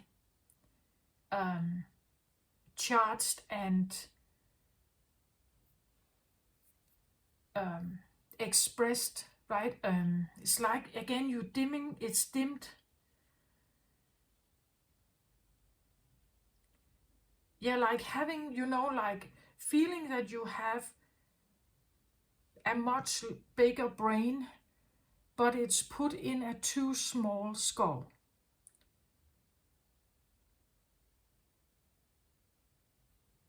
How I see that also is like your ideas, your visions are way too small for yourself. Like you need to think higher of yourself. It's like what you are doing here, as I said, it's a bit of like a self-betrayal. And it's like your brain cannot think in here. Like it cannot think. It becomes overheated, it becomes electric, it becomes yeah. It's like putting the genie in the bottle. But the genie wants to fly free, right? When you put, it's like being in prison. Like your brain is in prison. But it needs the wide space. It needs the cosmos. It needs to expand and think out of the box and being able to just like constantly just flow and go where it wants. And when you put it in, this is exactly what I talk about when I say that fire signs, if the fire can't move, it festers and it burns them. Like it pains them. If the fire is under lock, dimmed down or held down, if the fire can't come out and being moved or used for something, it festers and it actually burns them from the inside. This is the same thing just for an air sign. It is the same feeling, like my brain is in a claustrophobic little prison and I can't think straight. There's no way I can. It almost becomes like my brain hurts itself. My thoughts become wild and confused and muddy. In the Sagittarius reading, I had a feeling of like a buzzing brain, bzzz, like a brain that stands like this, right? It's a bit of the same feeling, like the storm warning. Storm is a highly charged air phenomena.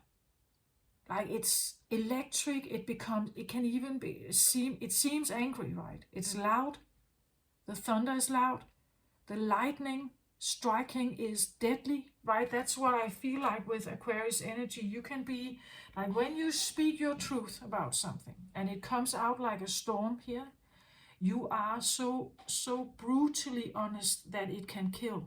Like it can literally, it's like a lightning strike.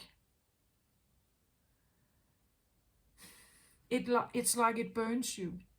Like to sit like this would be that your thoughts are literally lightening your brain. Like you're sending lightning strikes to your own brain. The same thing as with the fire element, right? That if you are told to sit still and you can feel all this energy in you, you want to run, but you're told to sit still. When you sit still and you can make this energy move, it burns you. We know that with sexual energy also. It's like if it has started to work in you, if it is start growing, it needs a release somehow. It's like you can't just stop in the middle, right? It's not good, right? It's not, it needs to kind of have this outburst of something, right? This is the same thing, just for an air sign, for an air. It feels like your brain is literally lighting itself up, like with the lightning strikes. Being in a job where you can't use your full potential as an air sign is not going to be fulfilling. And if you have your hands and feet directly in the mud or in the sand or the dirt or the earth, and you are right in it with all the features that goes on there, the people and everything, it's not the right place for you. Like you need space here. You need space.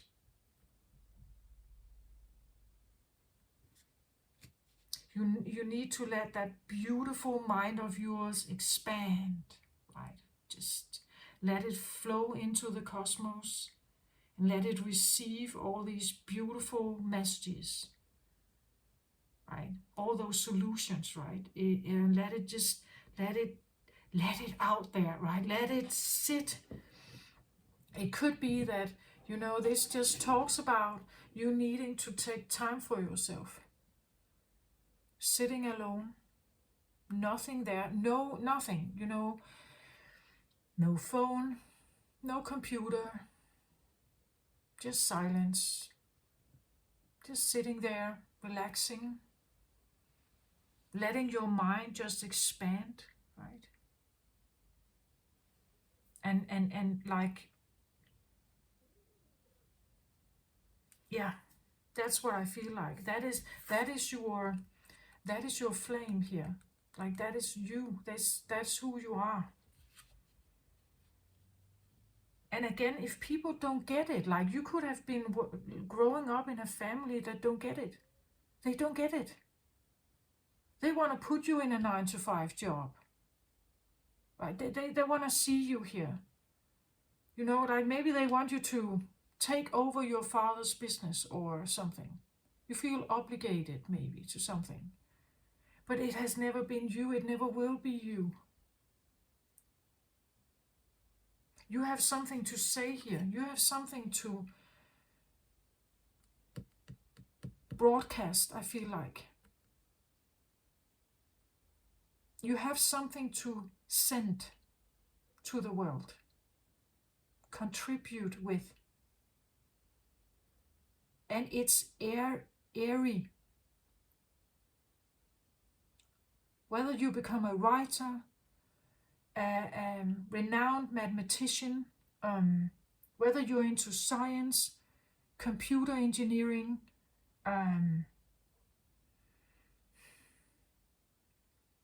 if maybe you are a technician in some way,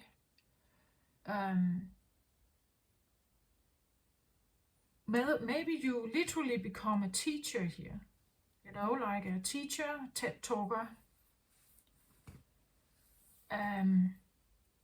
Maybe you stand on a stage and you bring forth some kind of information. Again, somehow I have this feeling when you look at Teal Swan, right? She is a bringer of like what I call sometimes brutal honesty, like brutal messages. Like she tells you something, maybe you don't like it, but she actually stands like this, her long brown hair. She always have long dresses on a scene. People sit there as an audience looking at her. That could be an example, right? That she is not she is not there to sugarcoat you. Like she is there to make you open your eyes to something, realize something. And she has a mission, like she burns for that, right? She burns for this.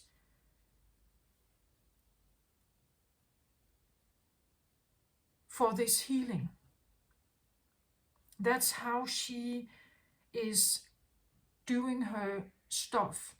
And here it seems like someone is hiding in some kind of 9-to-5 job, but they could actually be like her. Like they could be a bit, maybe in another field, right? But there's something to be brought here, something to be sent, broadcasted. Something airy, right? Something that is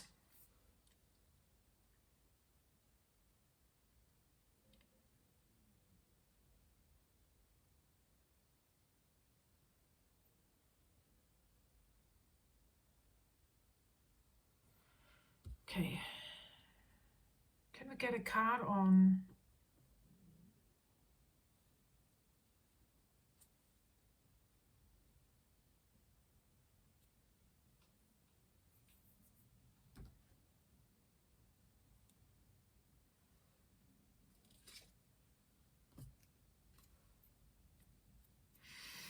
Harvest here?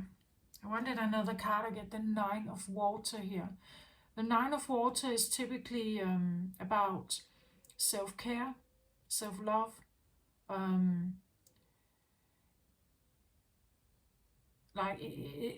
Look how she looks here at the diamond here. Her precious. Right, something that is very precious to her. And she likes that one, right? She adores this. She adores something in this maybe treasure box here of hers. I feel like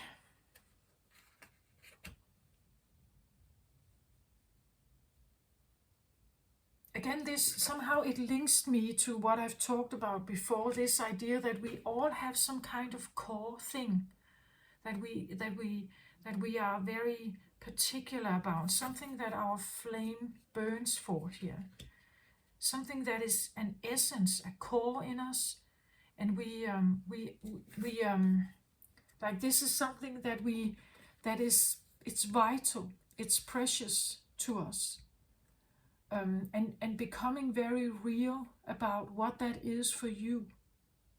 What is your precious here? right?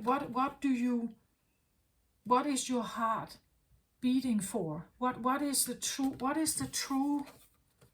fire and the true, you could say, the true fire and the true emotions here that make that you get out of bed every morning. The things you want to go for, the things that matters, right? That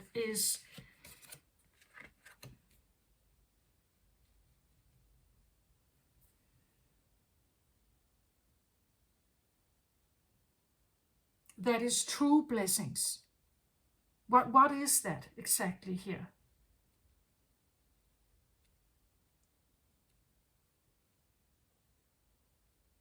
What would you fight for? What would be your, what is the reason that you get out of your chair and take action on something? What is that?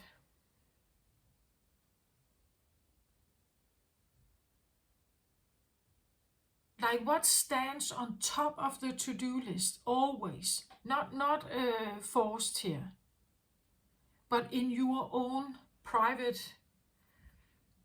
What is always the most important?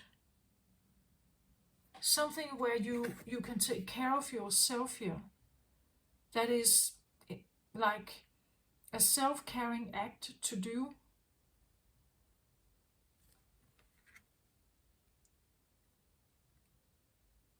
And maybe it is, maybe you have a self-caring act or a self-caring belief that my heart beats for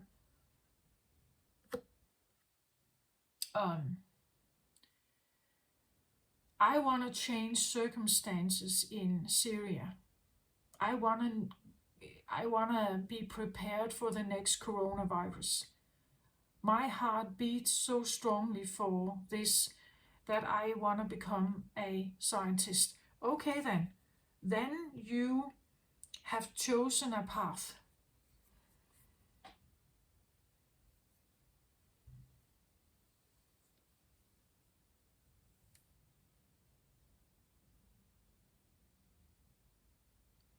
Maybe,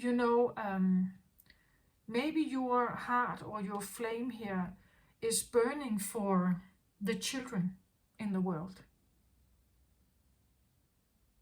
Maybe you want to change something about circumstances, about children in the world. Parentless, orphans, living in the streets in Egypt, or human trafficking of children, or what do you want to get up for?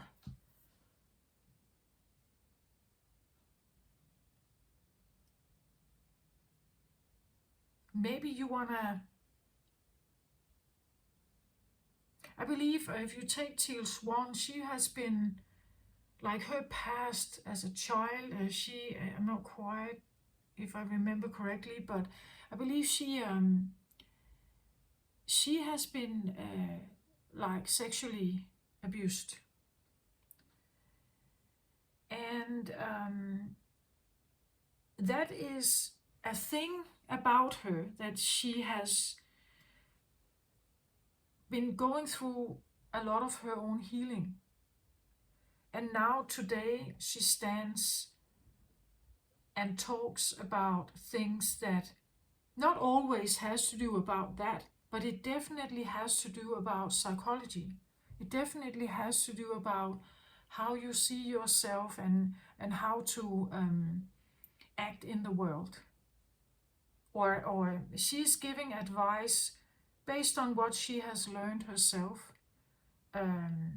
So it's her point of view, it's her way of doing that. Maybe you don't like her, right?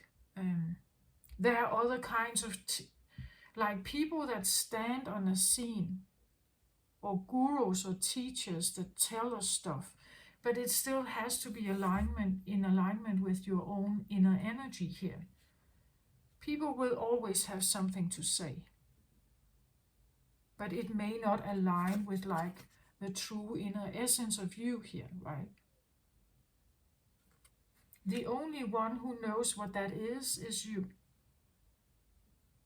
And to find it, I believe you need space here. You need to be able to let that mind of yours just expand.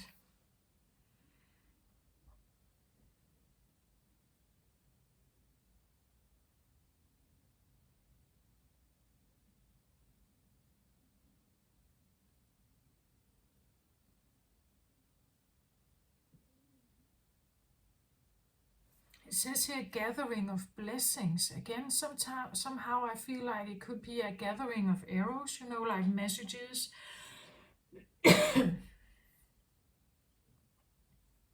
Information, new ideas, new visions, right? New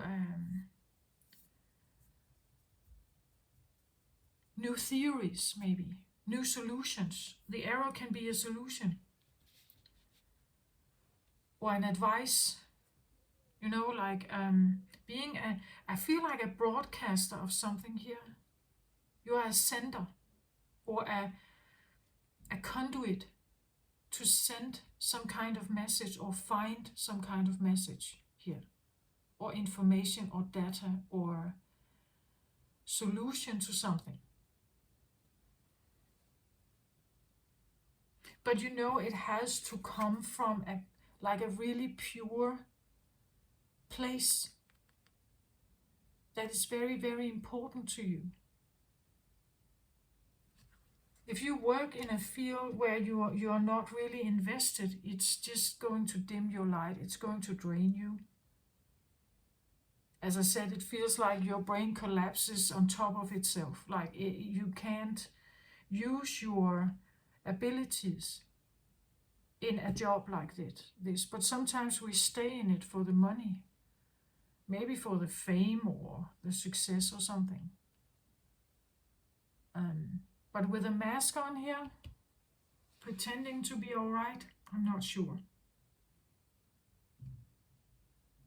But at the same time feeling forced to, right? That if I leave this job, or if I leave university or college, and I haven't, you know, completed the exam, or I haven't completed this project, or I'm leaving, you know, like in the mid of the semester or in the mid of the project, I can't leave, right? I can't leave. That's a feeling here. I can't leave. I'm not choosing not to, but it's going to drain you to stay.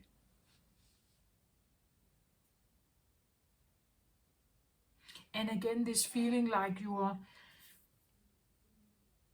you know, this can be the feeling of having headaches, migraines,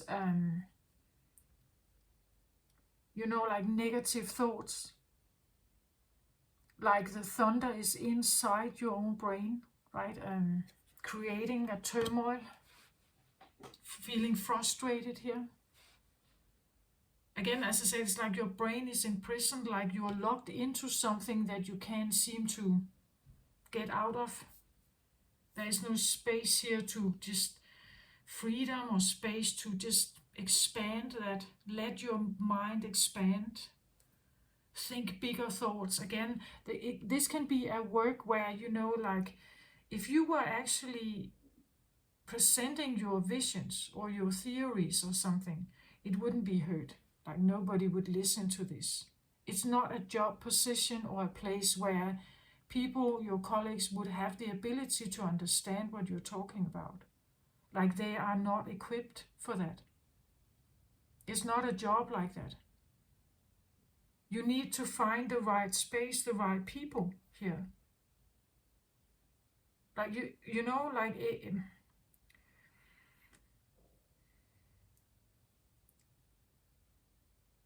let's say you're a cleaning lady here. You're doing this for the money. You feel like you can't get out. You need the money. But it feels a bit like you're frustrated about it, because it's like maybe, you know, like maybe you're cleaning in a big firm at night, right?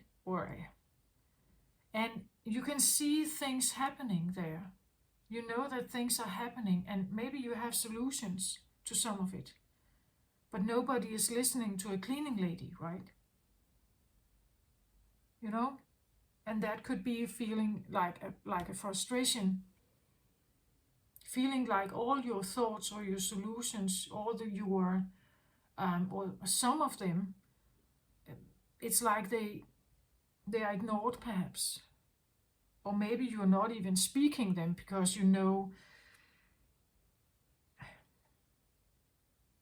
it won't matter anyway. So I lean into this job, I pretend it's all right, but actually I'm quite frustrated by it. Or I'm frustrated by my circumstance that I do need this job, I do need to stay, but it frustrates me.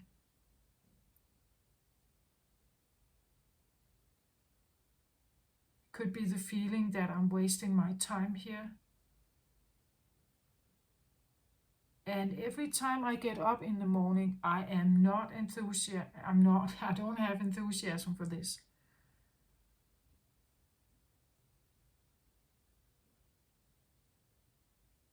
Okay?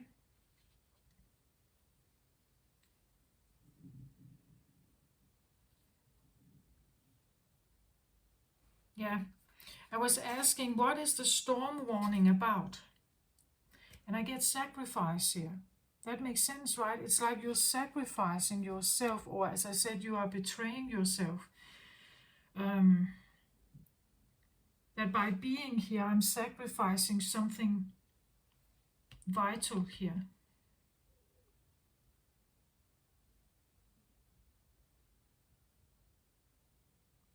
But then I have to ask, why are you staying? Like, why are you staying there if it's such a sacrifice?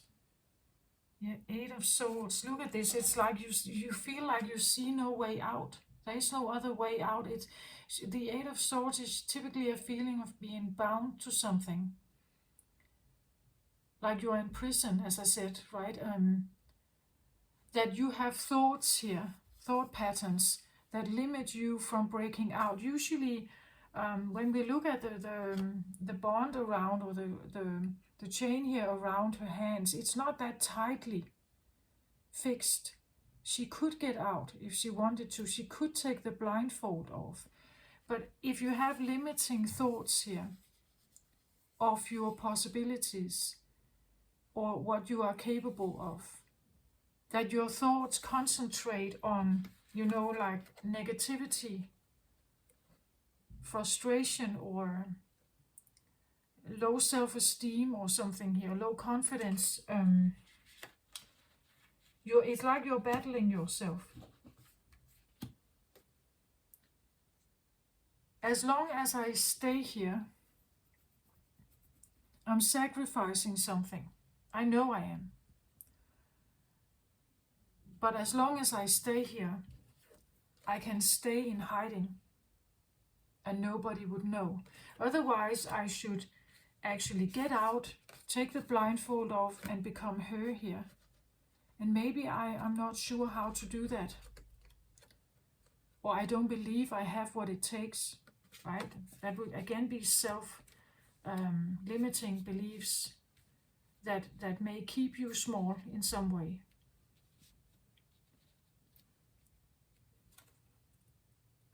And again, as I said in the beginning, like we all need like a sense of acceptance from, as I said, this was like a friend, right? That these are the same.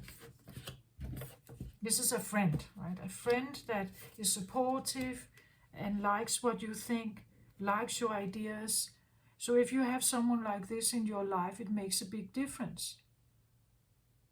Because we all need support. We all need someone who agrees with us. We all need someone who sees that, wow, you have some interesting ideas. Let me hear about them, right? We need someone who wants to open their doors or open their arms, right? We need someone to do that.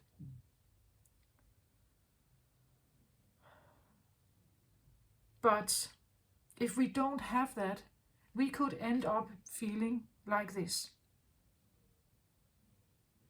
I don't know how to manifest this different life, a better life with a better harvest here for myself, where I stand here freely with no mask on, not hiding, no armor or anything, where you see here, she has the white dress on, and she has the blindfold and the black hair. It's like the same lady. So she is there, right? She is in you. But at the moment, she is sacrificed. Like she's sacrificed at the moment because you have thoughts here that keep her restrained. You have thoughts that keep her restrained here. The thoughts you have here keep her locked in. She is there. Like we see that. It's very clear, right? It's very clear here. The point is that the difference here is that she's offering something here. She has something in her hand that she's offering, and this one has none. So it could be the feeling that you don't have anything valuable to offer, that you have limiting beliefs about what you have to offer. So for now, you have to stay here. And again, remember, these are friends, right? They're friends. So if you have limiting beliefs that tell you you have to stay and you have to do this work and you keep the mask on, of course, you will have a supporter that says, don't leave your job, stay. It's safer that way. You don't know what happens. If you take that chance, you don't know, you know, these are friends, right? They will tell you to stay. They will tell you not to leave. They will tell you that, you know, it's a fantasy to have this, to have a life like that. It's not possible. You better stay. This you know, you don't know what you would get. Right? Six of Swords. In this position, it's a freeing energy. It tells you to get out. It's advising you to go, seeking something calmer, something better, something more abundant.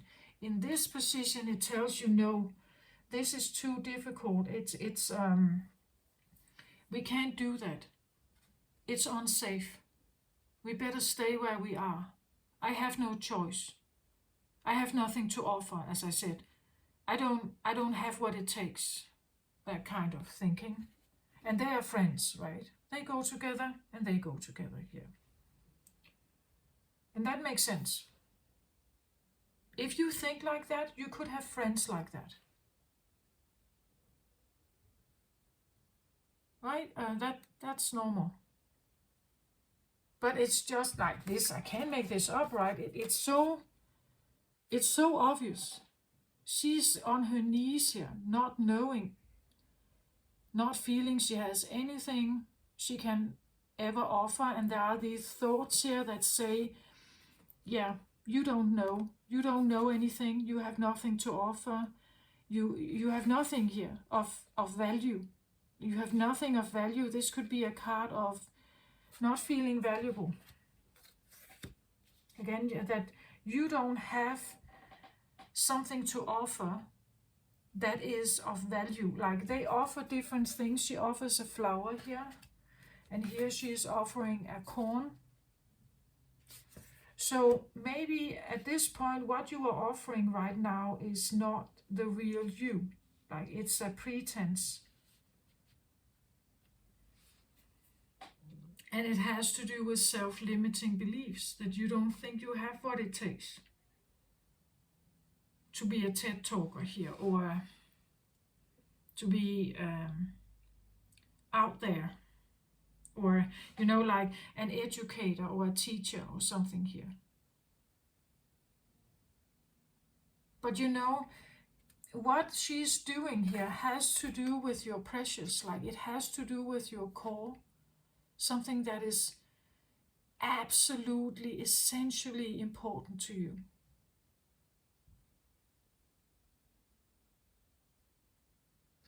and not talking about it or not being it or not becoming it it's almost like a violation to yourself. And that's also why the storm warning is here, right? It's like, again, we could have you don't trust yourself here, like mistrust, like low confidence, like that's why it becomes a storm. It's not a clear sky, clear, beautiful sky.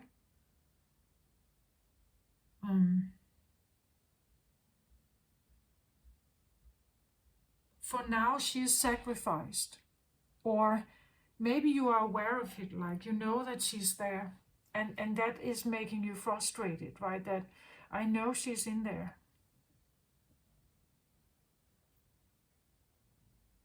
Like you know that you are actually this one, right? But to the outside world, you look like this. Like you know you are her in here without these thoughts, these limiting beliefs here around her. You know that this is you. That or this one is you, right? You know that. But for now, she is imprisoned here. And you show up like this.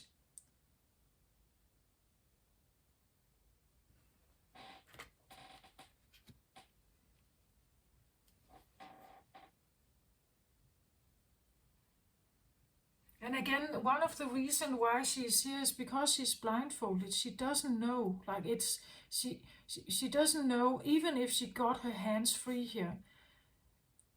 Like, even if I get some of the swords away and I can escape, I still have no direction. I don't know where to begin to be this one. I have nothing to offer. Like feeling you have nothing to offer. That's why you stay there. You have no message yet. You haven't combined these. You haven't figured out what this is. And therefore you have no message. Or you have no solution to something, right? Feeling that what you have to offer is maybe not of value. And maybe it's frustrating you. You feel like, again, as I said, like the brain is collapsing in on itself. That nobody wants what you have to offer, perhaps. Therefore, you're doing this. You feel forced to, I think.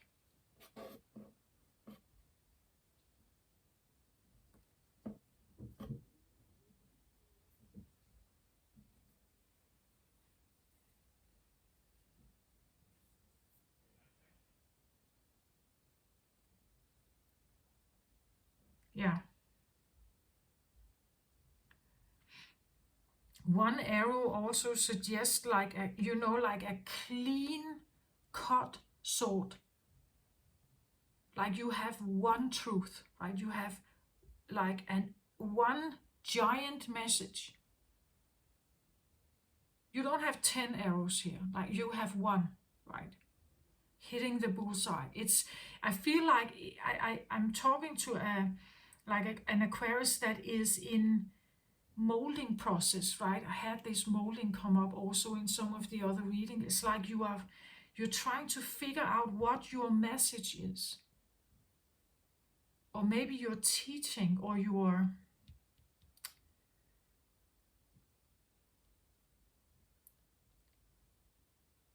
like a healing plan or a solution to something. It's like you're trying to figure something out and the message is not there yet. Like you need to be able to offer this corn here. And if you don't have that corn, you haven't found the message, the solution, the treatment plan, or the new medicine, or the new, I don't know, it's like, and I've said this before about Aquarius, and I feel like you can be late bloomers, like you need some time has, sometimes you have to get to a certain age before you actually start building, or you actually start releasing some of the stuff that you know. It's like it has a slower process of evolvement than maybe other zodiac signs. It's not as quick. It's slower, maybe more thorough. You know, like a researcher in the lab, like really going through everything, seeing all angles, and then at last we come with the product or the new drug or the, I don't know, a treatment plan or a new scientific breakthrough or something.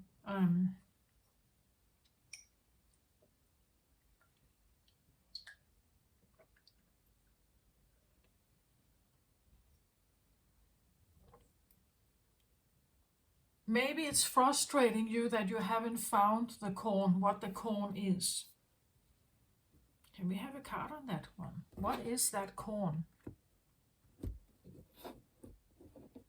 Well, let's see. What is the corn?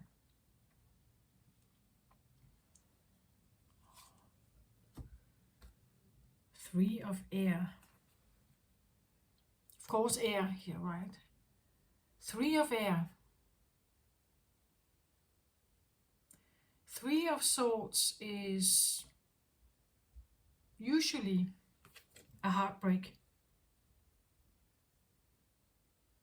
Something that pierces through the heart. So, in this case, it feels a little bit like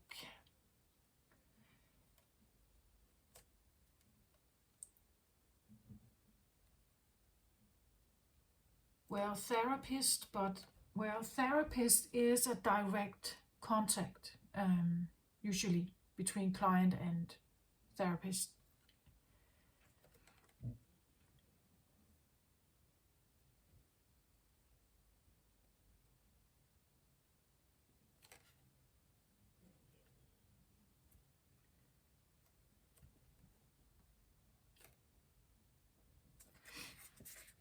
It could be something about how to overcome heartbreak, how to overcome a sense of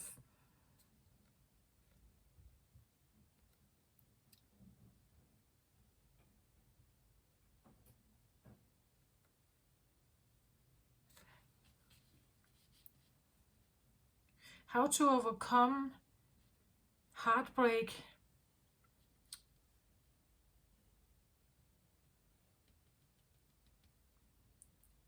in a sense that heartbreak from not having support in your life. So now this becomes more, it's no longer general, I feel like. I said in the beginning, I talked about this, about relationships and how we can get into situations that where we don't know what we are doing. Like we get ourselves attached to someone, but we don't know what we're doing. And way too often people are hurt. Like way too often we break up.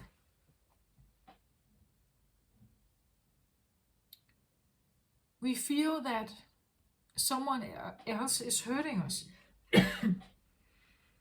Or staying would make us hurt, right?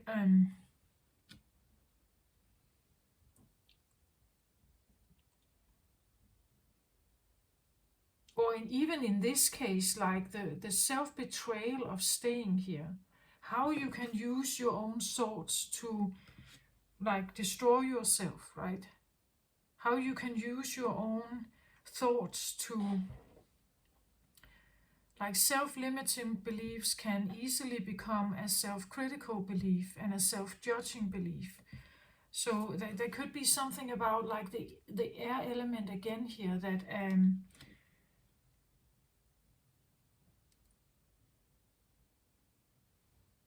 that the world hurts too much because of this, right? The world hurts too much. And the interesting thing about the Three of Air, like in the Rider-Waite Tarot, we see with the Three of Airs, Three of Swords, we see a heart with three swords piercing right through it. So this is a combination of emotions and knowledge, or emotions and words, emotions and thought patterns. And one of the things you are very good at, Aquarius, is actually to separate the two. So from the data, you can sit embedded in the data and keep your emotions outside of it. But what you're talking about here is a combination. Like this has to do with people's emotions. How we take things, we take it very personal. Our relationships are very personal. We say we connect, we love each other. But as I said, yeah, maybe you do that, but you have the one you are giving your heart to. How are they treating it? Are they equally invested, and so on? It's like there is something about that, as I said in the beginning. What you could be talking about here, the message that you could be if you were her here, if you really aligned with her here, the message you could be talking about is about the broken hearts, right? How do we heal the broken hearts of the world? And there are many, many of them. Many, many of them. I believe most of us have this. And we need people to help us. We need friends here, right? That can help us, because otherwise we will never ever get up again. If nobody understands the pain that we may have. And heartbreak, this can be anything, right? It can be that you lose a partner. It can be that you feel yourself needing to break up and get out of a marriage. It can be, someone cheating on you. But it could also be your own self-betrayal here, right? Maybe that's why I talked about the rising sign in the beginning, that you have to become aware of, and what I said about Teal Swan, like this, what are you doing in your adult life that your inner child is crying over? Are you somehow betraying yourself or hurting yourself? Have you directed some of these thoughts, some of these thoughts here towards yourself, your own heart? Are you self-inflicting pain on yourself here? Due to maybe the upbringing you've had, the programming you've had, or the context of your rising sign, how it operates. Because the rising sign can be very different than your sun sign. Right? And therefore you can actually, as long as you stay in that, you would say, consciousness, as long as you stay in that role, you are inflicting pain on yourself. There could be something about that. Now it becomes rather specific, but I did ask what this was, right? What is the corn here? And of course it talks about self-care then. How to heal, perhaps. And I talked about the precious, the innermost. Well, the heart is very important, right? The heart is like the beating engine.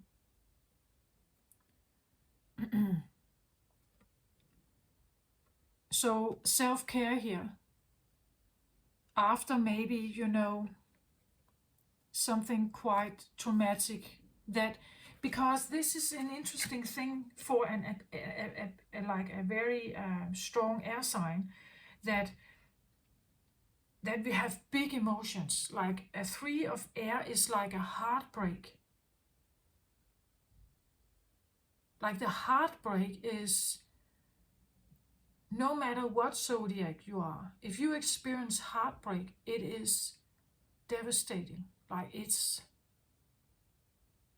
some get over this quicker than others, but if you experience a heartbreak, it is devastating and very, very painful. And that, I feel like, for an air sign like Aquarius, is, it's not your, like it's not your normal sphere, I would say, right, to operate here. Maybe that's why you are wondering, right, that what you have to offer is maybe not,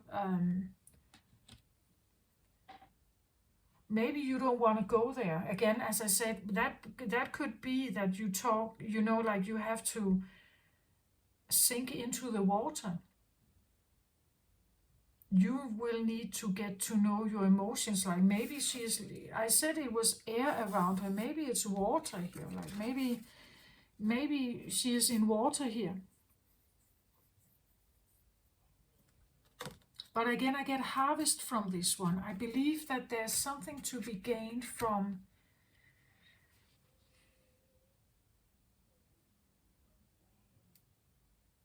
maybe the mixing of something.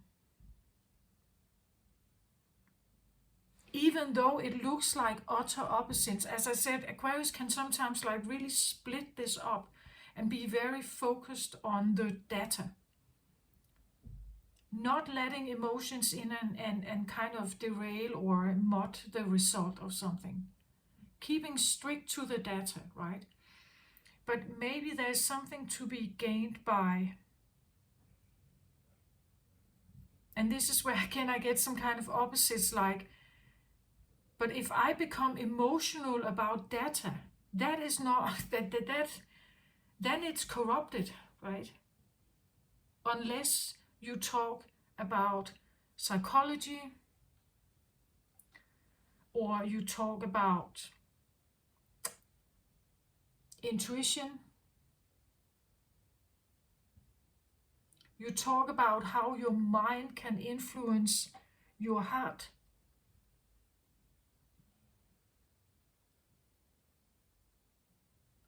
Right, maybe you can somehow combine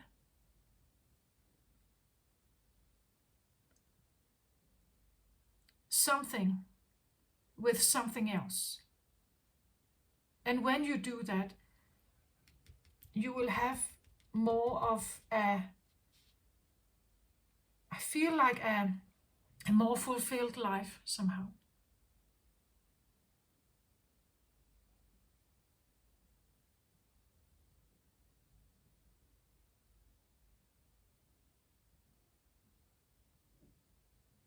But then it's like she should let herself, it's like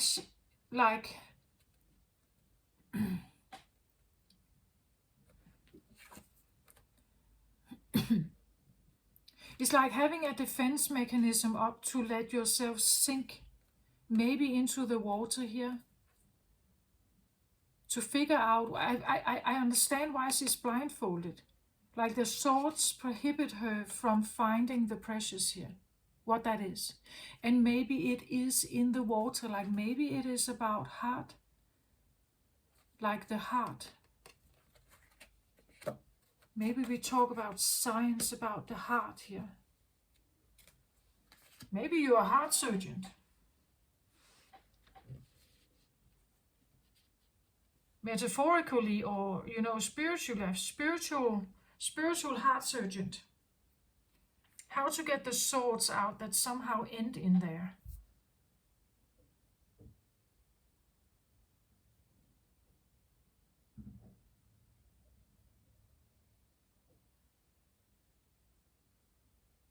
Maybe how to prevent them from even ending there in the first place.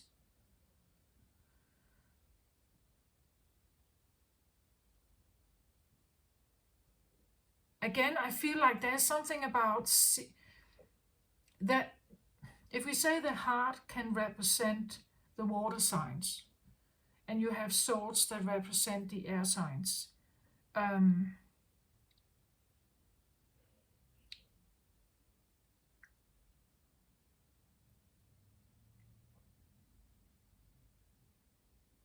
we know that words can hurt, right?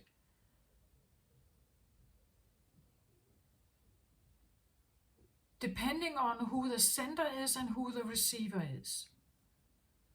And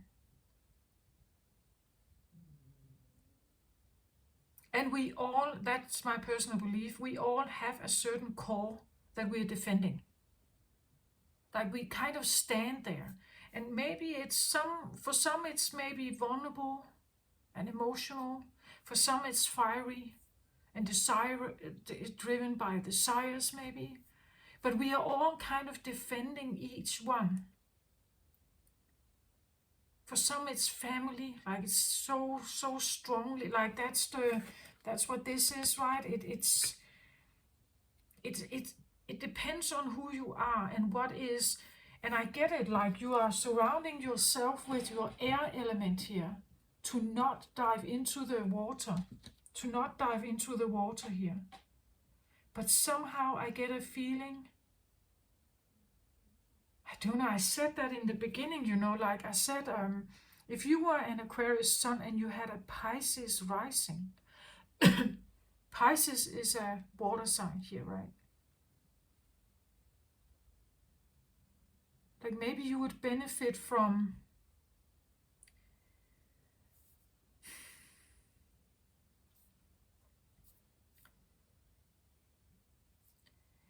well, I don't know.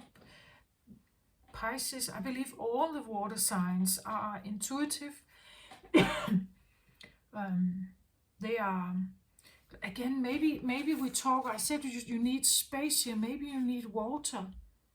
Maybe you need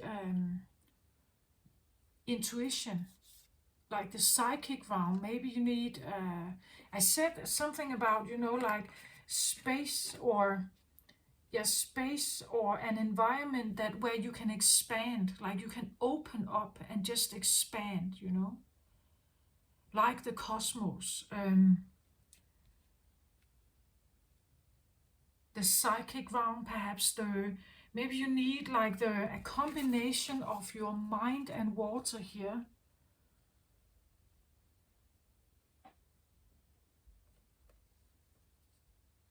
I think it's quite intriguing where it can lead, right? Where it will take you. And somehow I get the feeling that if you do that, you will have something here.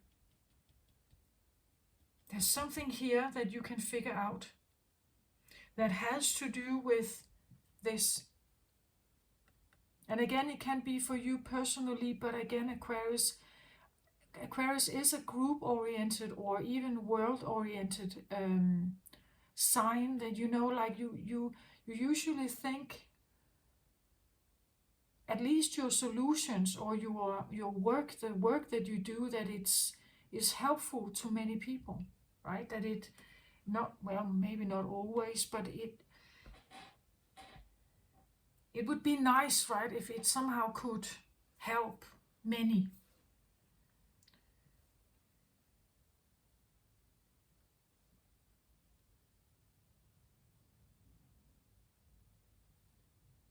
Yeah, next card here.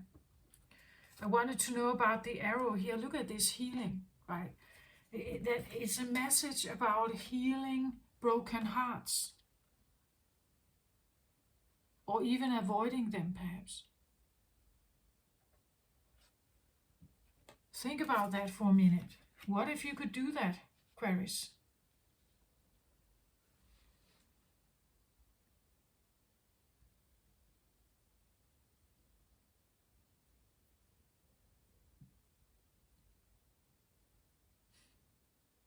Are you a healer of broken hearts, Aquarius? Right? Are you here to fix that?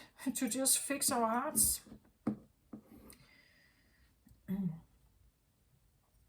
I believe that if we have muddy hearts or we have broken hearts, the ability to connect with the higher realm or our higher self, our guides, angels, and so on, becomes very muddied and very disengaged. We don't have we don't feel a connection.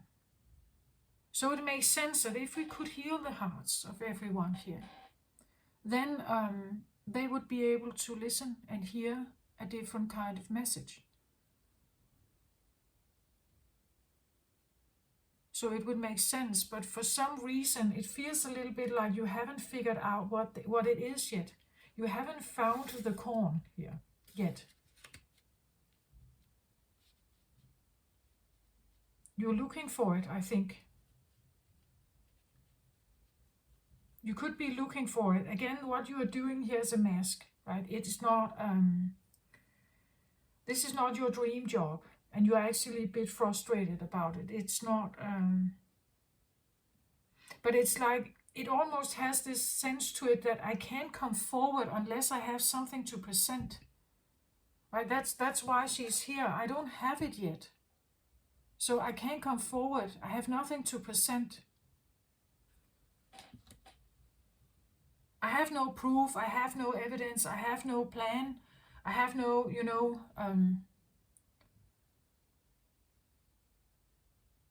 and therefore I have nothing to offer, I have nothing to sell, I can't fix it yet. But I feel like it's, like it's molding, it's, yeah, but also frustrating, I think.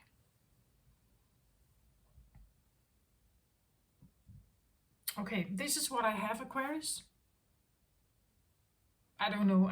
Either it fits or it don't. Like, don't think about it. Just throw it out if it doesn't. Right? If you like it, give it a thumbs up. As always, I send you my very best. Take care of yourself, Aquarius. Love and light to you. Bye bye.